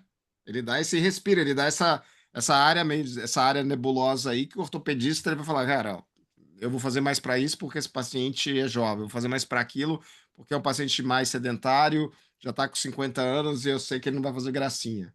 Isso. Tipo assim, não vai ser 1 milímetro da medida que vai definir totalmente a Sim, conduta do É, cara, né? é. depende do... Você sempre coloca as três medidas, né, Rodrigo, quando você vai fazer o Sempre laudo, né? coloco as três medidas. Às vezes, né, o chato de colocar as três medidas é que você coloca as três medidas, mas às vezes a medida no o super inferior ela é maior, né? Ah, eu... Do que o É, médio lateral. E aí você não mede pelo superior inferior, você mede pelo médio lateral. E aí, na hora de fazer o laudo, você tem que. Eu tento dar uma explicada, né? Que a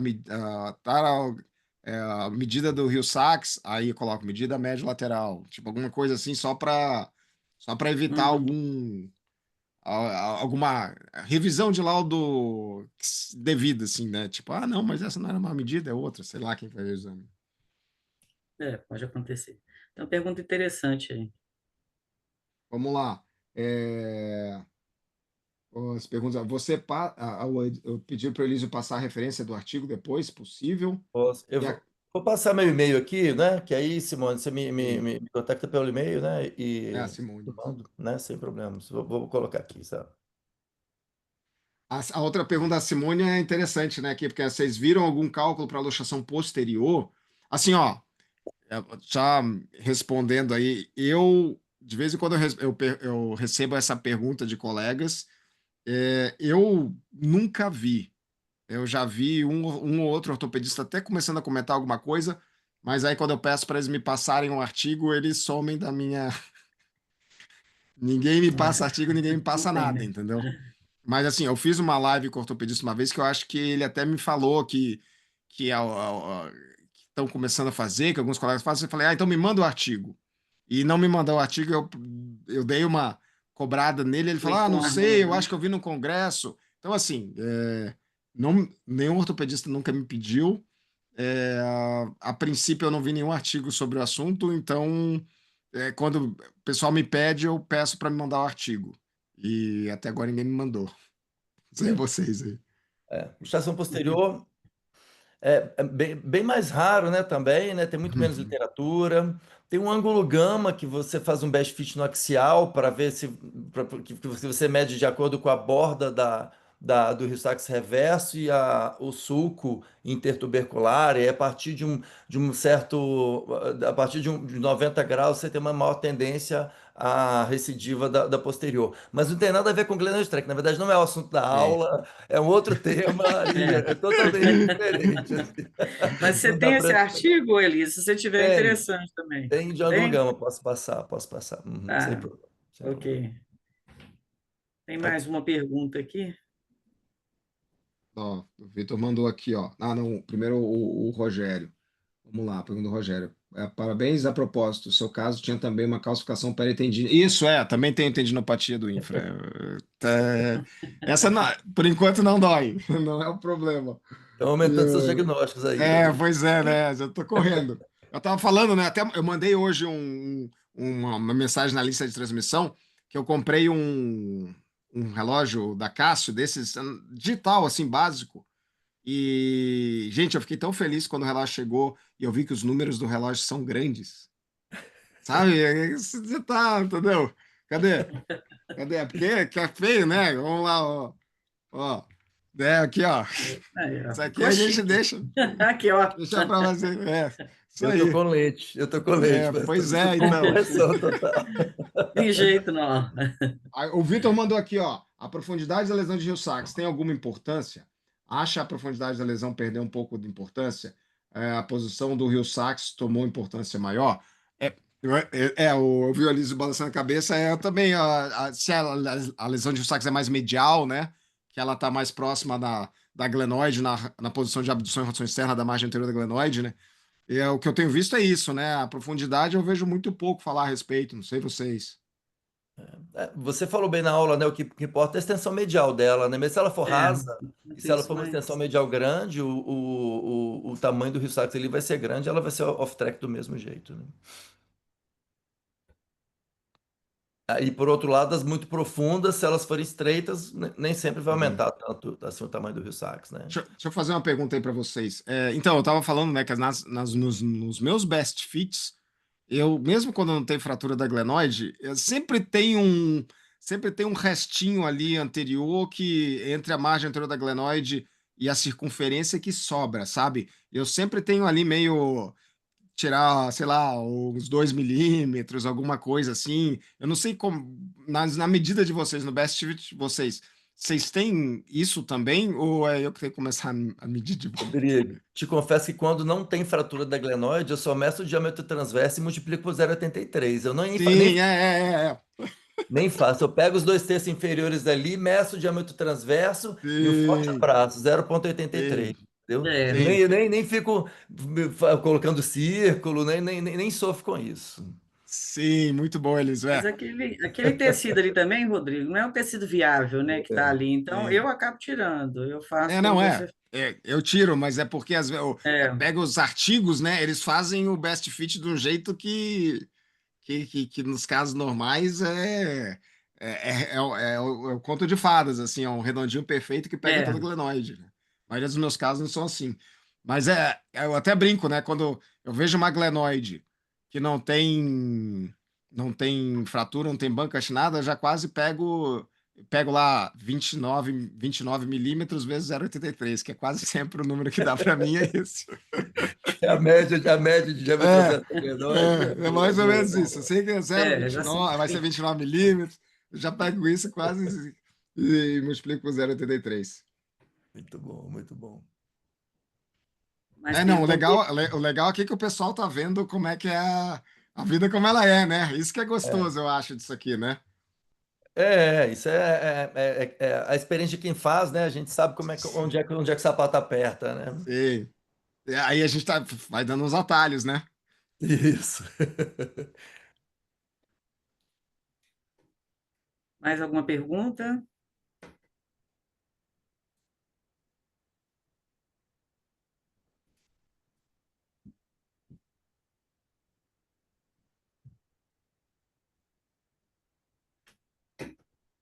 Perguntas, pessoal?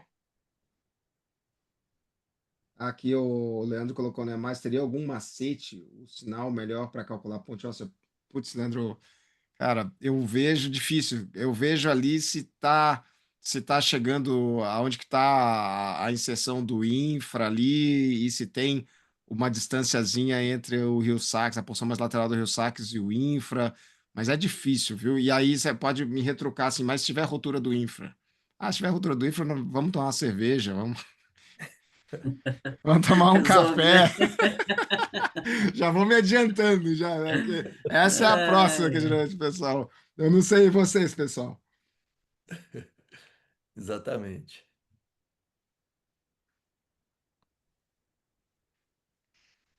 então, podemos finalizar? O que você acha, Elísio? Sim, sim, achei excelente. Ô, Rodrigo, então, assim, não tem como te agradecer, né? Você tem uma didática fantástica, você consegue simplificar um assunto tão árduo para a gente, né? As suas analogias também são brilhantes. Agradecer demais em nome da sociedade, né? De todas as pessoas que estão presentes aí, tá? E contar com você com mais apresentações, né? Beleza. Rodrigo, parabéns. Parabéns, como sempre, né? Tem muito tempo que eu acompanho suas aulas e tudo, agora os cursos. Sem dúvida, sua É. didática e é a voz de quem faz, né? Então, parabéns. Estou pedindo meu e-mail, ele está ali, Simone, meu e-mail está aí no chat. Parabéns, parabéns mais uma vez, sempre brilhando e muito obrigado por nos prestigiar aí com a sua presença e com o seu conhecimento, tá ok? Olha, eu que agradeço vocês pelo convite. É um prazer estar aí com a Sociedade Mineira. Vocês são os meus amigos aí, Elísio, Rogéria, a Raquel aí também. E a gente está sempre se esbarrando. Queria me esbarrar mais com vocês, né? A gente tinha que se Pois Beleza. é. esbarrar mais aí nos congressos da vida Com aí, certeza. porque isso é sempre uma resenha muito boa. E muito obrigado pela oportunidade. Eu fico feliz aí de estar contribuindo aí com vocês. Eu aprendo muito também com vocês aí quando eu tô junto aí com vocês também. Beleza. Tá, joia, então. Boa noite, pessoal. Boa noite, Obrigada a pessoal. Boa noite. todos. Obrigado. Um Falou, Bye. pessoal. abraço. Boa noite. Tchau, Boa noite a obrigado. todos.